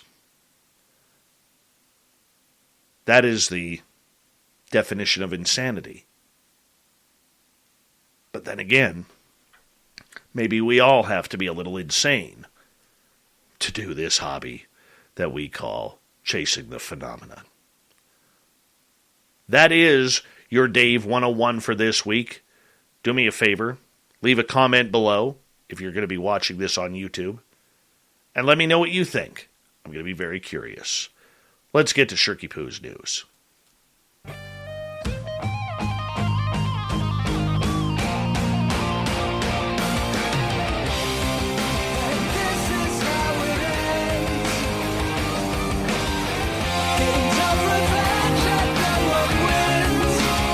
All right, Shirky Poo's got us all taken care of for the night.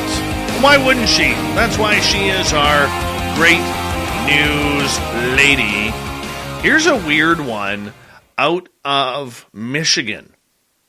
An exchange between a judge and a 72-year-old man with cancer has gone viral after social media users were shocked to hear the elderly man being berated for the state of his yard in suburban Detroit. Burhan Chowdhury could be seen struggling to breathe as he attended his recent Michigan State court appearance over Zoom, explaining to the judge that he was weak and he had been unable to clear up overgrown grass at his property. But 31st District Judge Alexis G. Crott simply told the defendant that the state of the walkway was totally inappropriate and that he should be ashamed of himself. The online court hearing was shown a photo of his home's exterior. Now, Chowdhury of Hamtramck, Michigan, explained, "I am a cancer patient. Very old, ma'am. And I am a cancer patient and was then very weak." He added that he could simply not take care of the space, at which point Crott replied, "You should be ashamed of yourself. If I could give you jail time on this, I would." Instead, she issued Chowdhury a $100 fine. She added, "You've got to get that cleaned up. That is totally inappropriate." The man's son, Shabir, who attended the Zoom meeting with his father, then spoke up on behalf of his dad, as a good son should, not only reiterating the ill health that had stopped the grass from being cleared away, but also explaining that the property had already been tidied. He said, "My father is currently sick, and we cleaned it up." Crott continued, "Do you see that photo? That is shameful. Shameful. The neighbors should not have to look at that. You should be ashamed of yourself." Speaking to the media, Chowdhury's son, Shabir, said that he was shocked at what happened, explaining that his father was diagnosed with cancer in his lymph nodes in February 2019. "The way she said that my father should serve jail time for this is really bugged me," he said. "I was really shocked by it. I didn't expect her to yell at us in this kind of situation." Chowdhury's health has also deteriorated from a heart issue and high blood pressure, while his wife has faced health problems of her own after falling down the stairs and hurting her back. "It's been difficult," the son added, saying how cancer treatments have affected his father's mobility. Speaking about the online support the family has received after the footage was shared, people understand that a situation like this can happen with someone who is old or sick. "I'm really thankful to those in our city who have supported us and letting us know they are beside us." And, of course, the judge not made for comment. My question here is this. Okay, twofold question. Number one, whatever happened to getting to know your neighbors? And if you know your neighbors are ill, taking that extra 10, 15 minutes to help them out. Whatever happened to that humanity? I don't get it. And number two, what kind of power trip was this judge on? You would swear that she is the head of her local, homeowners association. Just flexing that power as strong as she could in order to prove her point. By damn it, cancer? Oh, hell with that. That's not an excuse. Unbelievable. Unbelievable, the lack of humanity. It's terrible. And don't give me the COVID crap either. Has nothing to do with COVID. Being a good neighbor has nothing to do with COVID. Right? Example. My neighbor across the street doesn't even have a snow shovel. Oh, pardon me. He has a snow shovel, but a small one. I went up to him and I said, "Hey, man, You ever need to borrow my snowblower? Go for it. Just come grab it. So he has. He's offered me gas money. No, I don't need it. I don't need it. Just helping out a neighbor. My other neighbor, 2 doors down, has a big snowplow on the front of his truck. Guess what? The front of my driveway is cleared. Our entire street has been cleared of snow because he did a neighborly thing. Take care of your neighbors. Not sounding like I'm ragging on you, but it's just good, honest advice. Because one day you may need them. Maybe they know how to torque a wrench or fix a leak in a pipe. Or your lawnmower isn't working, and they're good with that. Or maybe your son throws a ball in their yard, and you need to go get it. Just be a good neighbor. Thank you to Shirky Poo for the wonderful news tonight. Really do appreciate that. Thank you to everybody for tuning us in tonight, along with Sinead Whelehan, our guest. And it's been a very emotional day with the loss of Butch Witkowski and Strange Days. We will continue Strange Days. We'll have a tribute show on the next one for the mighty Butch. Yes, the Butch is back, but only in memory. And we love you, Butch. This one's for you. We got Mr. Ron Bumblefoot Thal rocking in the background with Little Brother is Watching. Bumblefoot is the official music of Spaced Out Radio, rocking us in and out of every single show. Get your horns up for the guitar god himself. Special thanks to everybody listening in at home, at work, in your cars, wherever you may be. Thank you to everyone in our chat rooms tonight. YouTube, Twitch, LGAB, Revolution Radio, Spreaker, Facebook, the Space Travelers Club, and on Twitter at hashtag Spaced Out Radio.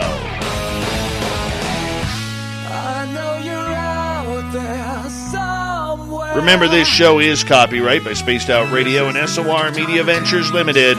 Thank you so much for choosing to share your evening with us, because together, my friends, we're watching.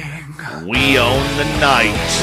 Mr. Bumblefoot, we need a favor.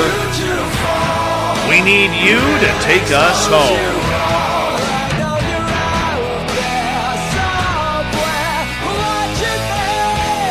Yes, the Woo Train has docked for the night. But soon, my friends, we shall ride again. Your seats are always available. Your tickets never expire. And if you want to bring a friend, we've got room for them too. Good night, and God bless you, Butch Witkowski.